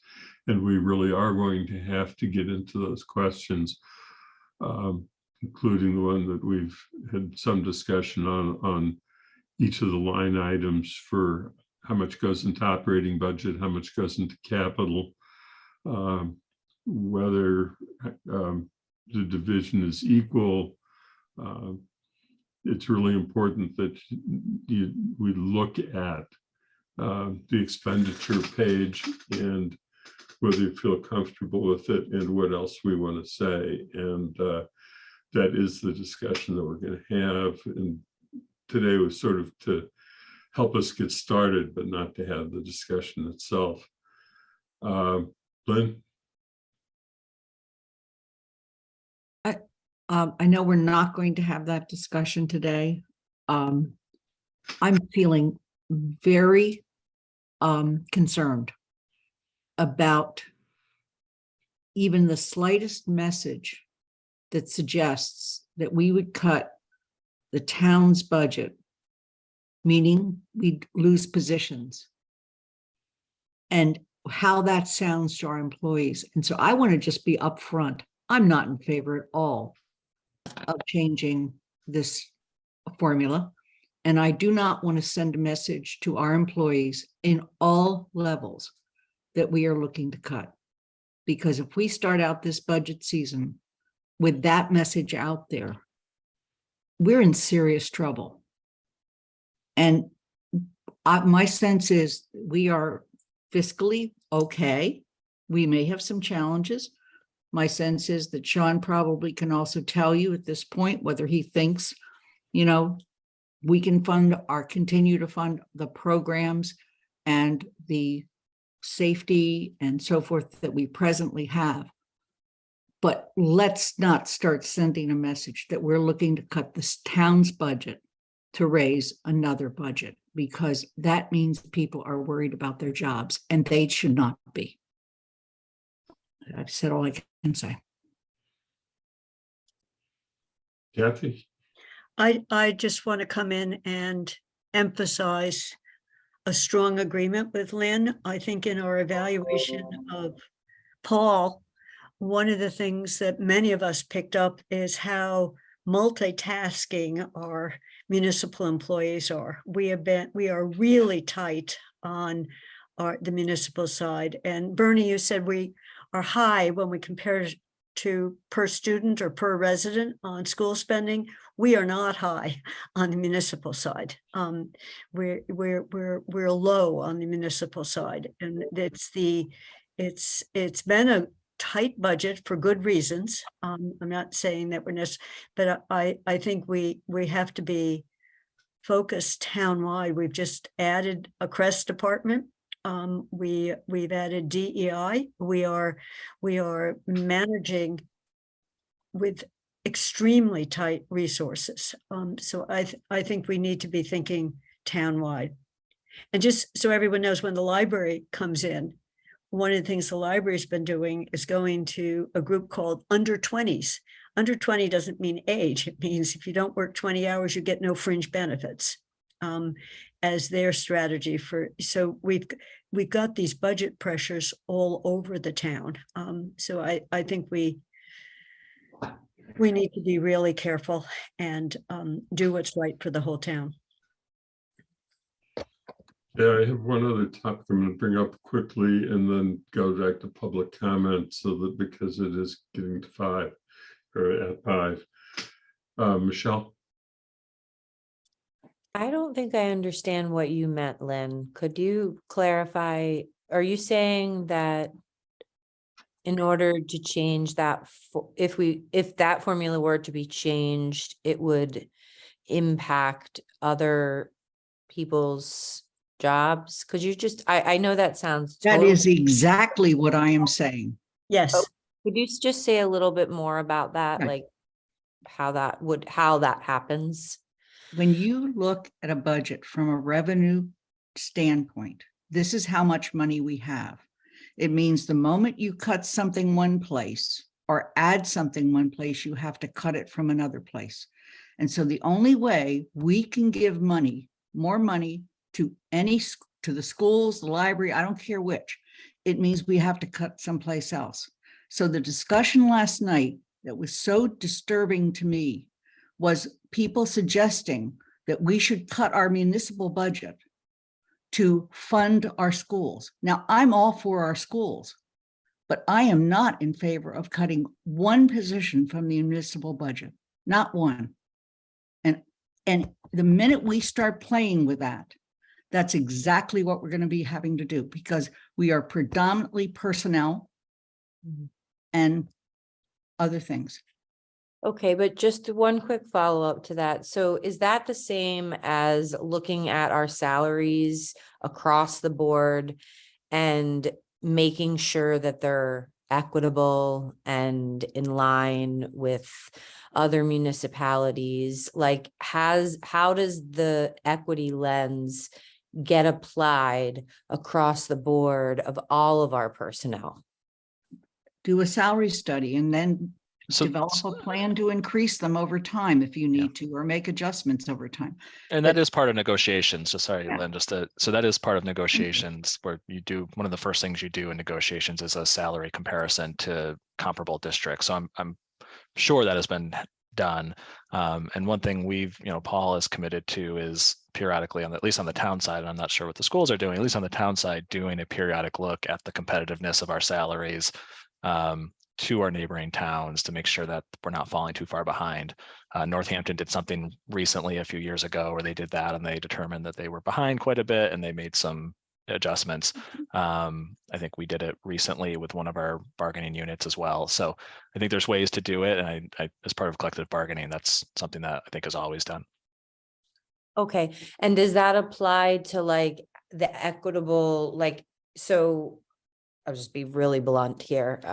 There was one public comment that was talking about certain salaries in the police department, for example.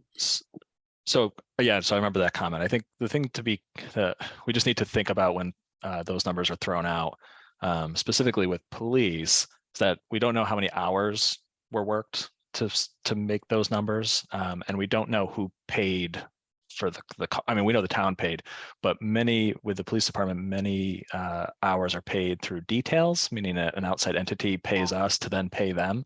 And so that's really private work that, again, we're an agency for, it flows through us. But so it's just one thing to be, when those numbers are thrown out, you really have to dig a little deeper to understand what really their salary is versus maybe they worked a lot of overtime because there were a lot of details in town and nobody else wanted them. Again, it can be a little not misleading, but you just have to really dig into the numbers to know to compare apples to apples. Okay, thank you. So my last question that I was going to ask before turning to public comment is Cress. I wanted to make sure that as you have constructed the budget, that you've looked and feel that continuation of the positions that we have created, particularly in that department, we'll get to fire later, but the Cress is planned for the year for the current staffing. Yep. So just to give a little background how this works. So we start at this level where we get a sense from you all what you're thinking in terms of allocations to the high level departments. So town, elementary schools, region, Jones Library. And then once we have a sense of that, we take that number, and then we look at our detailed on the ground level expenses, and we project it forward and see, can we fund everything we currently have within the allocation that is within the guidelines. So at this point, until we know exactly what the number is going to be, it's hard to say for sure, but that's the plan, is to fund everything we currently have next year. And in addition to that, the plan is to fund everything we currently have next year and also start to bring in those firefighters that you mentioned, so that they're within the operating budget as well. So I think one thing that can support everything that's being talked about is if we continue to focus, if there are any revenues that come in better than expected, or state aid comes in better than expected, if those increases are put into operating budgets, that will help the schools, that will help the town achieve our goals in terms of funding new positions. It'll give the schools more money to work with as well. I think that's really where any new funds that come in need to be focused for at least the next year or two. So I just want to say, so that everybody understands what I'm getting at, to make sure that my understanding is correct and that I've conveyed it to others. And then I'll want to recognize Alicia hasn't had a chance to speak today, but then she hasn't asked to, and Lynn, and then do public comment. But Cress, we funded initially as through grants for the purpose of one-time expenditures, capital build out of the Bang Center space for them, and original expenditures that were not expected to be recurring, and that we did not build salaries into grants because salaries, grants expire. Where we were at an awkward place is on the firefighters, because that was funded out of ARPA funds for those 4 additional positions. And that DEI was funded by shifting previous staff positions into those, so that, again, it was not anything that was based upon one-time funding, so that Cress, there is not a concern about one-time funding having gone into it that needs to be picked up with additional expenditures. That the only place that goes is a concern is the 4 firefighters. So if I have that wrong, you'll speak up, and if I don't, I'll recognize Alicia. Alicia? Thank you. I'm wondering, how did we come up with our current budget formula, and for how long have we been using it? So if you mean formula in terms of equal increases for departments, Sonia, you may be best to speak to that. You've probably got or Andy or Sonia, you may have the best history around the finances. My understanding is that we've always wanted to promote collaboration among all the departments and to avoid pitting departments against each other. And so when you do the same increase across the board, there's sort of a shared interest among all departments, as opposed to them having to lobby against each other for a higher increase. Well, I can say since I've been comptroller since 2000, the year 2000, it has been this way, and I'm sure it was that way before, and it was always for equity to make sure everyone was getting the same percentage. And was that true across to the schools and to the library as well? Absolutely, yeah. Yes. That's when I came onto the original finance committee, which is now getting close to 20 years ago, those essentially were the same, that we did not, and so the percentage increase has been pretty much the same every year for that entire period that I can recall. It also allows departments to plan forward a little bit. I know when I was at the schools, the 2.5% was sort of the going increase in a normal year. And so it allowed us to look forward and do some long range planning that you wouldn't be able to do if there wasn't sort of a common expectation each year. So frankly, the numbers that were the base have to go back to people who are no longer involved in town government and no longer can be consulted because some of them are not even alive anymore, I would expect. But we'd really have to go back and look at very old budgets and try and see if we can see how far back it goes. But that's a piece of research work. Not sure that I would want to spend too much time on it. So Alicia, does that answer your question? Yes, thank you. And I just have a follow-up question because so what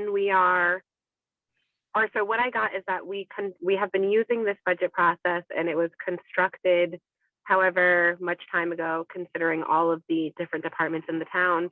And so has there been any consideration to constructing a new process because we have new departments, or do we just put the new departments into the same loop in the old budget process, or how does it work since we have new departments that didn't exist when we came up with the formula? Can I try to address that? Yeah. It's a good question. So when we talk about equal percentages, we talk about equal percentages between the libraries, the schools, and the town. We don't mean equal percentages within those frames. The schools then divide up their budget as they see fit, and then we look at our budget, the 2.5% or whatever it is we get from the taxes, and we look at all of our budgets, including town hall budgets, crest, police, fire, and then we look at what the salary needs are for each one of those. They don't all get 2.5%. One department might have more people getting step increases, so they might need more money. Another one might have everybody maxed out and their salary structures change. So each department is looked at independently and their needs are looked at independently. We as a town have to keep our budget under the 2.5% that the town council allocates. So overall, each of our departments is, our whole budget will be under the 2.5%. But within that, individual departments might be slightly different. Yeah, and my other thought about this whole thing as I've dealt with it over the years is that do you consider other factors, outside factors, in making this decision? I think that it's something we've always not pursued because there's a whole lot of difficulties in doing so. The clearest example is falling enrollment in schools, and whether falling enrollment in schools should be considered in the amount that you give to schools, or should you decrease the amount that you contribute to schools. There's a comment made about we have one of the highest per pupil expenditures in the Commonwealth and certainly in the western part of the state. And that's very much true. And some of that is driven by the fact that per pupil expenditure increases if you decrease the number of pupils that you have. It's just pure arithmetic. But then the question is, how much of it is fixed cost and how much of it is variable cost? But in the end, I always answer the question that we're buying quality education, and that's what it's about. And so I haven't ever gone down that route, but certainly it's something that I'm aware others have talked about. And I've had some former counselors who've raised that question with me. Lynn? Just two other comments. One about the schools, and that is that, and I really garnered this from listening to the school building committee and the school committee as they set the program for the new school.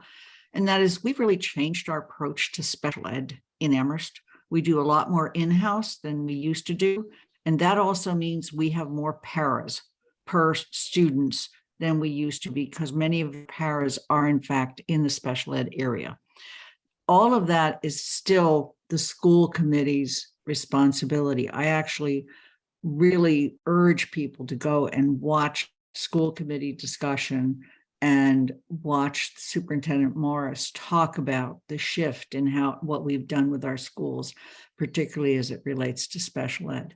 But the other thing is that when I say people in, keeping people in town hall, I mean all public safety. I mean police. I mean the four additional fire people.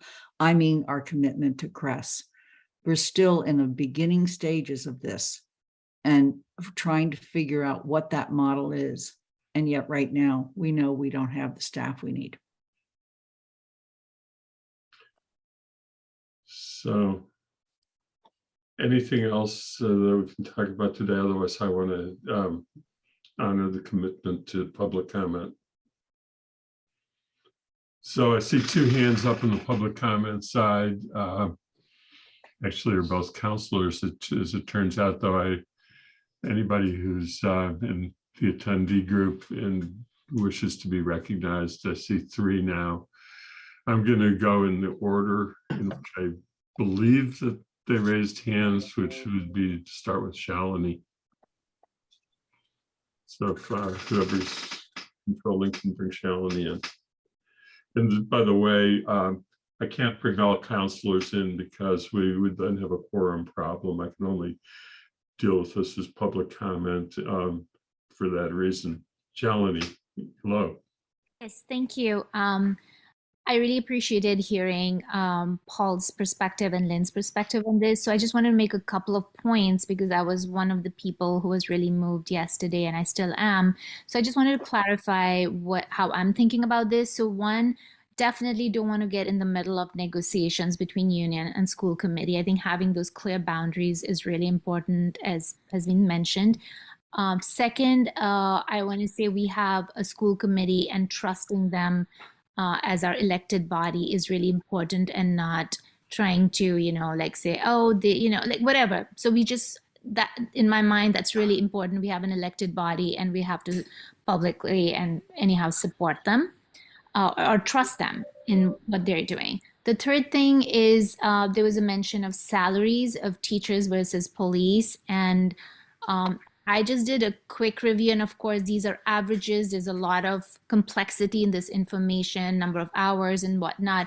But at least this is just because it was brought up, seeing from the Department of Education, the teachers' average salaries in Amherst, Pelham was $85,000, and Amherst Elementary is $80,000 versus Northampton is $65,000.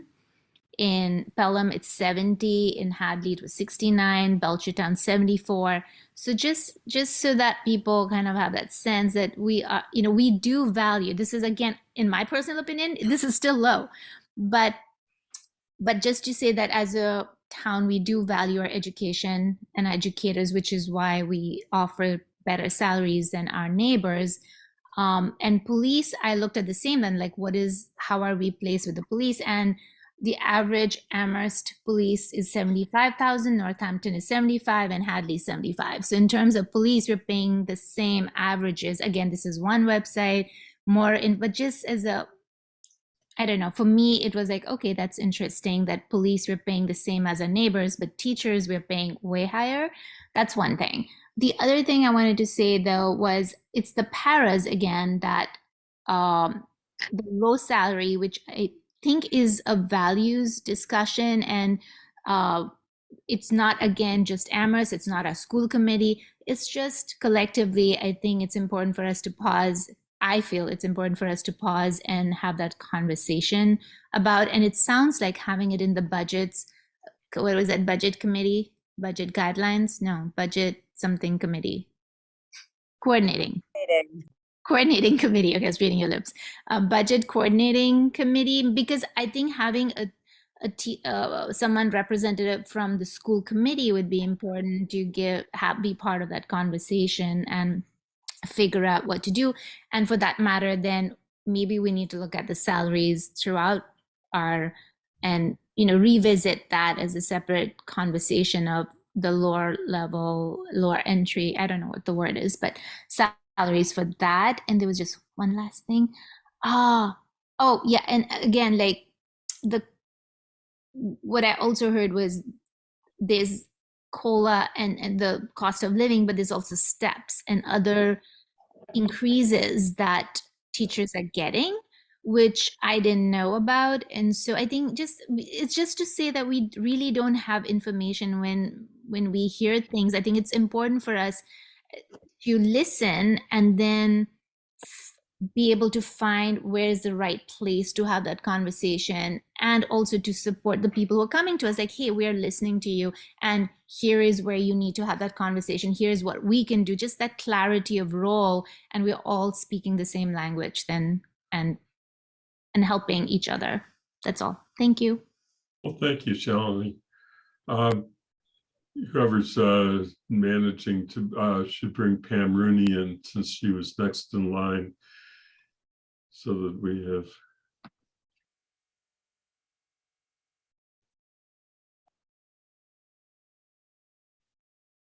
Pam, you need to unmute yourself, and welcome.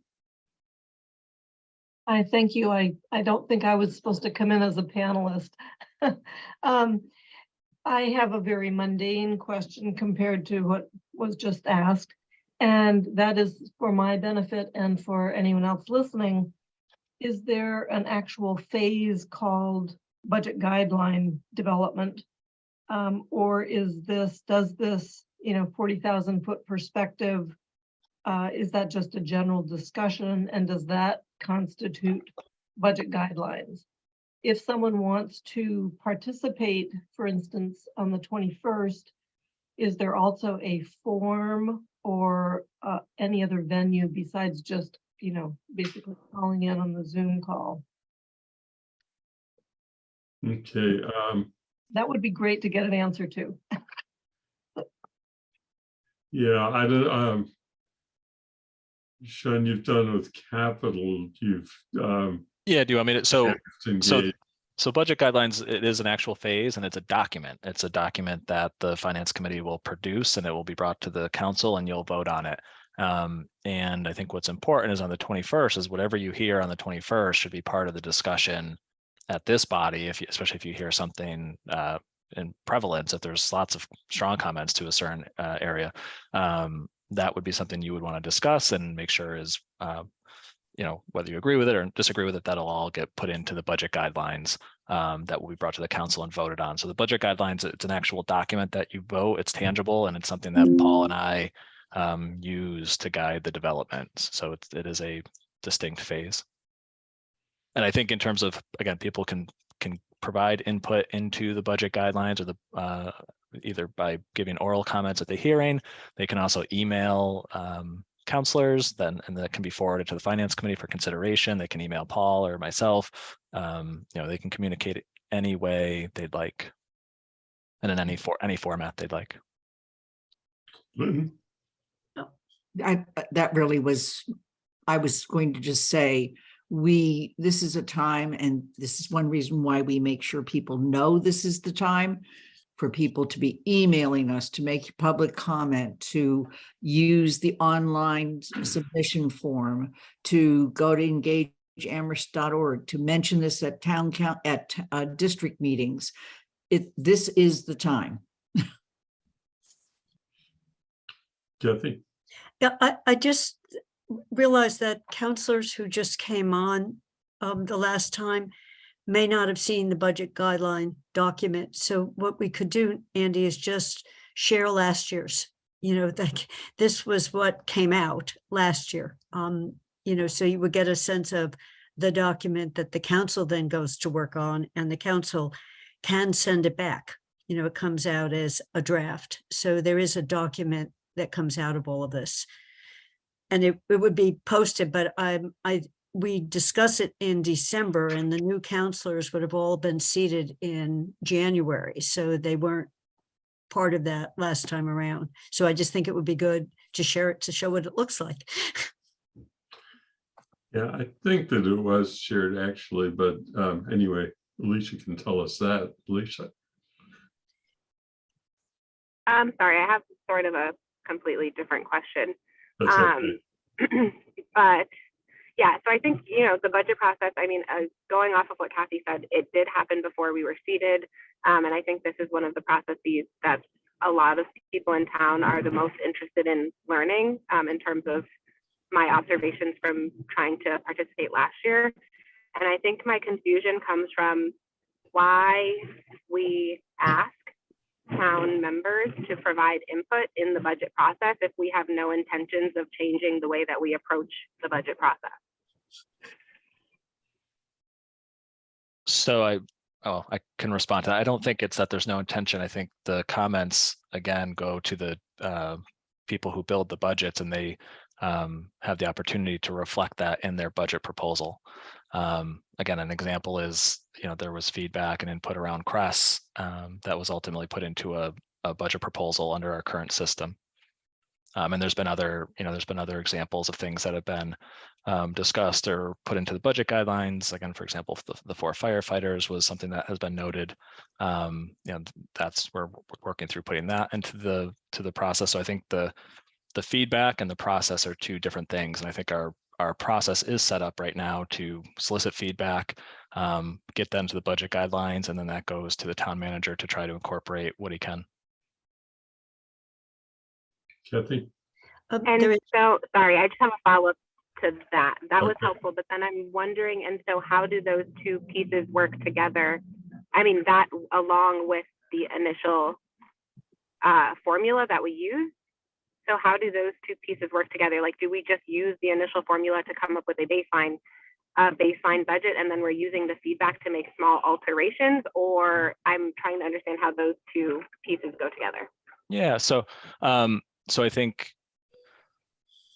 we can talk. I think we should dive into this more when we talk about the guidelines next time. But based on the feedback you receive, it may influence the decisions that or influence what you put into the budget guidelines. So for example, if you get a lot of feedback at the forum to add new positions or to increase salary levels or to do something like that,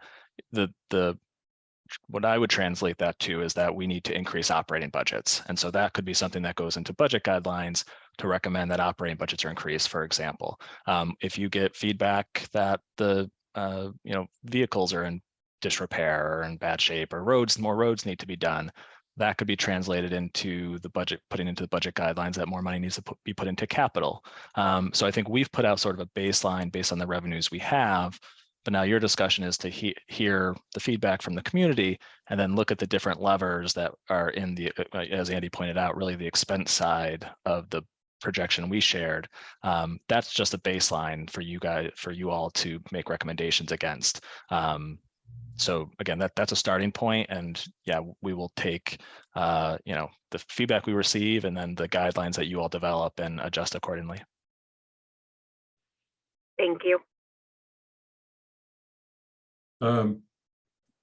Just wanted to actually address one other thing that came up real quickly and then get back to the rest of you and back to, there's one more public comment we need to hear. Budget coordinating group came about because for a while there was this dynamic occurring at town meeting where advocates for, say, the schools would come in and make try and organize a large presentation and try and lobby within town meeting to get a larger slice of the pie at the expense of some other piece, municipal or whatever. And it was not a healthy process. It was not easy being on the finance committee, which was at that point a committee of the town meeting, to have that kind of process going on the floor of town meeting. And it was in order to get around that, the then finance director and a couple of us on the finance committee came up with the idea of a budget coordinating group that would be representatives of each of the elected boards to try and see if we could address those issues in a different forum and then get unanimity so that we could have support from the school committee and the library trustees and the select board going into town meeting to not have that happen. And that was the history of the budget coordinating group's formation, and it sort of has just continued since that time into our new form of government because it was incorporated into the charter. Kathy? I'm aware there's still a public comment, but I just want to make one quick observation. In my time on the council, there have been not just tweaking the budget, but there have been major shifts. I mean, when you're talking about spending $1 million more on something that you weren't spending anything on anymore, within the capital budget, we have a sustainability fund, we have a building maintenance fund that didn't exist before. We've shifted the way we've got a climate change goal, and we've shifted a lot of emphasis. So I talked last night about being in a box. We're in the box of our revenues, but within that, I think we have been pretty remarkable as a town. And that's reflected in these initial guidelines, but it's also reflected in the way the town staff goes out and gets additional grant money to support the efforts where we don't have enough money to do what we want to do. So I think all of these discussions have a lot of impact on each year, and over a 4-year period since I came on, there's been a big shift. So I just want to say it's not small when these are, and meanwhile, there's kind of nothing we can do about health insurance, which is the thing I used to work. So there's this thing that's kind of sucking money out of us that we're not in control over. But I just want to turn it back to, I think this is an important period that we're in November and December. The more input we get, because we have to make choices. And that's where we're giving, if you have to make choices, put the emphasis here or there. So I think it's just really important to have that. These are not easy choices, given that we're in the box of our revenue. Yeah, I also, as much as it's critically important that we kick off the fiscal planning for next year in November, the reality is, as counselors, both at large and district counselors, we're listening all the time. And one of the really important things about both Michelle and Alicia pushing on this question tonight is, I realize some of us have become a little too set in how do we do this so that we're having a hard time explaining it. But, I'm listening to my district. I'm listening, frankly, as you know, I go to just about every district meeting I can make. And I hear in those districts, what's important to them. Is it sidewalks in District 3? Is it the condition of roads in District 2 and 1? You know, it's just all kinds of things. And so we bring that to the table when we start this budget discussion in November. And it's part of what shapes how we think about things throughout. And I think, Kathy, you really focused on the changes that we've made in the capital area, but we've made some serious and really terrific changes in the operating area. And it's making our town be noticed, and people are looking and saying, look at what they're doing. Can we do that? So, and that's not been easily done given the constraints of the amount of money we have. But as we go into this period, or now that we're in this period, I just urge people to bring how they've been hearing for the whole last year, even as you were running for office, bring that with you to this conversation. That's all. Thank you. Okay, thank you. Can we bring Tony in?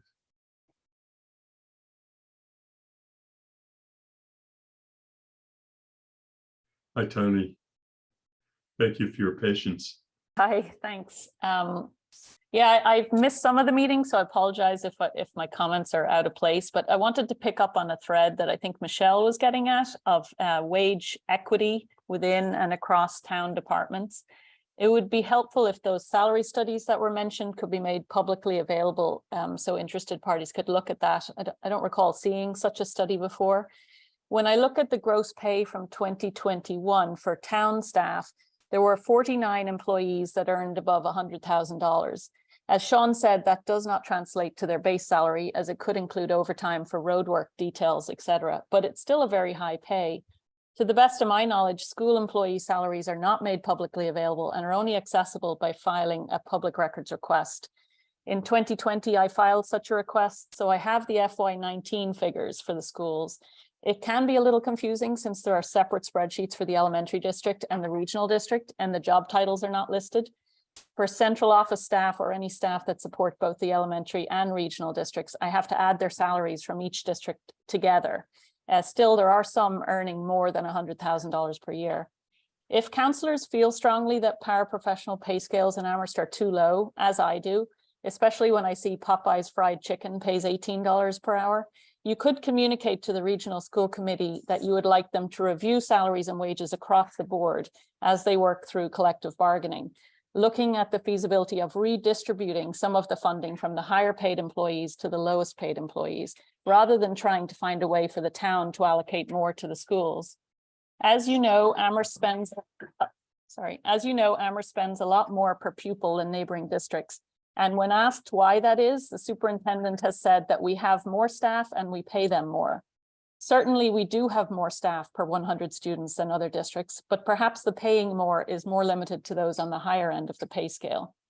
While I would not support giving the schools a higher percentage of the property tax levy than they receive currently, a more equitable distribution of the funding allocated to the schools, in addition to a staffing review to see if staffing levels are appropriate, could help address the pay inequality and pay paraprofessionals a more equitable wage. Thank you. Okay, thank you, Tony. So with that, I think that we've pretty much concluded the agenda. There's two additional things that I can handle very quickly if you're willing. One is the minutes. We have a backlog of minutes, and Kathy and I have reviewed 4 sets of minutes and made some minor changes, nothing of major substance. I don't know if anyone else from the committee has done those. Those are the first 4 in dates, A, B, C, and D. So they're the minutes of May 9, May 24, May 26, and May 31st.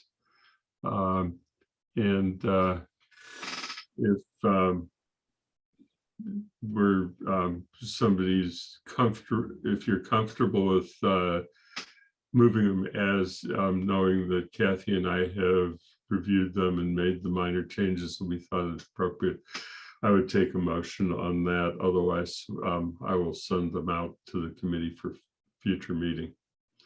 Lynn, I move that we approve the minutes for, I can pull up the thing so I can read the dates May 9, May 24, May 26, May 31. as stated. Thank you. Is there a second? Yeah, is there a second? It has amended. Second, Miller. Okay, so any discussion on that? If not, I'm gonna just quickly go through the list to get votes. Bob Hegner, Support. Matt,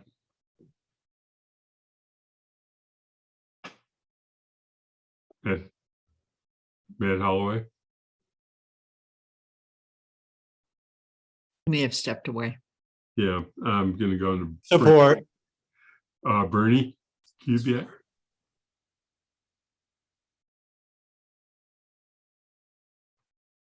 Said yes.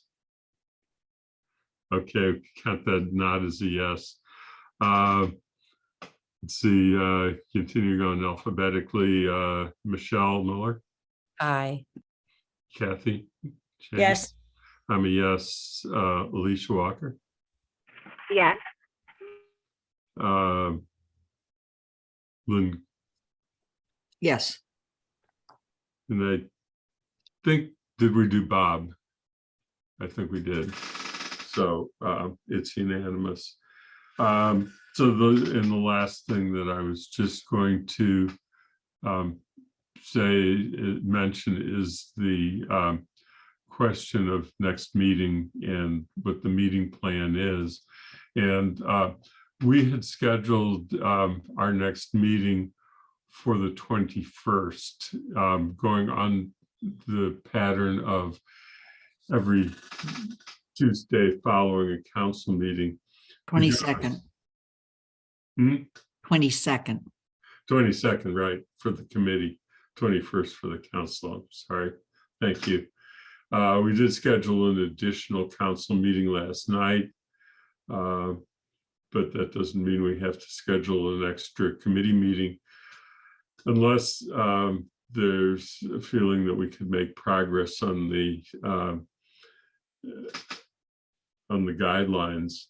The disadvantage of doing that is that the forum itself, I believe, is on the 21st, and the extra meeting doesn't, it comes before the forum. So as of right now, we would have essentially 2 more meetings to do the first draft of the guidelines. And if there's anybody who feels that we need one additional meeting, this is the time to speak up, because there's going to be a lot of discussion, a lot of work in 2 meetings time. Kathy? So Andy, you're saying we're meeting on the 22nd, then we don't meet again till the 6th of December. That's correct? No. Go back and get my list up. I had it in front of me as I was. I think I'm correct, because You are. I am correct, right, Lynn? Yes. So I think we might need another meeting on the 29th, is because if we're get a draft that we can all work on done, we might need to, because we have to get it done to the council. We're trying to get this done by January. Is that correct? I just, so I'm just looking at one meeting and then meeting again on the 6th, unless we are I think we need a tentative meeting on the 29th that we could always give up if we are just brilliant on the 22nd and get so far with our discussion that we've got a good working draft by the 6th. That's just my thought because this is coming kind of late in November. I support the idea of holding the 29th. And I have a little bit of self-interest because I might have to miss a piece of the meeting on the 22nd, but I do want to participate. I just have a family issue that needs me to be in New York, but I'm going to try to be there. So anyway, would be my suggestion to. Yeah. And pencil again, it the in. only other alternative, then I want to recognize Michelle. The only other alternative to consider would be having an extra meeting a week from today and begin work on it, but then it's before the forum. I think it's too soon. I mean, I think we really need to have the forum happen and be looking at, all of us looking at last year's draft. So we come in with a framework. Yeah. Michelle? I wanted to follow up with you, Andy. You mentioned last night coordinating with GOL on the town manager goals. So I don't know if that's just something that you and I can talk about separately or how that plays into, I wasn't exactly sure how you envisioned that. Well, what I think is we'd just like to know is what the proposal is coming forward on the goals, and that we get that incorporated. When you look at the guidelines, and I'll make sure that I get them sent out again tonight, just so people don't have to go looking for them. The question of what it is that we want to have focused has a specific section within the last few years guidelines, and we've tried in that section to say these are the highest priorities for additional things that need attention to make sure that there's coordination between these two documents. But you know, to a large extent, we've not viewed that as a primary discussion to initiate in the finance committee. We've tried to look at that as a primary issue to focus in the committee that's working on the manager goals. Got it. Okay, thank you. So I think that what's most important than what you just asked, and I appreciate you asking it, is the timeline of when you think there'll be sufficient progress on the goals that you can provide guidance in your dual role as a member, as chair of that committee and a member of this committee. You're in an ideal position to provide us that guidance, and you have to tell us when you can do so. Okay, thank you. I will look at the calendars and then I'll coordinate with you and get back to you. Okay. So we're leaving it that we're not scheduling an extra meeting for next week, and so that we all know what the schedule is. That said, I have no unanticipated business to bring up. Anybody else has things that they didn't anticipate? Otherwise, I think But we are holding the 29th. Is that correct? Yes, the request is to hold the 29th as an additional possible date, and to recognize that the 22nd is the next scheduled meeting, and we're holding the 29th additional. I assume that's agreed. So that said, I think I can declare that the Finance Committee meeting of November 8th is adjourned. Thank you.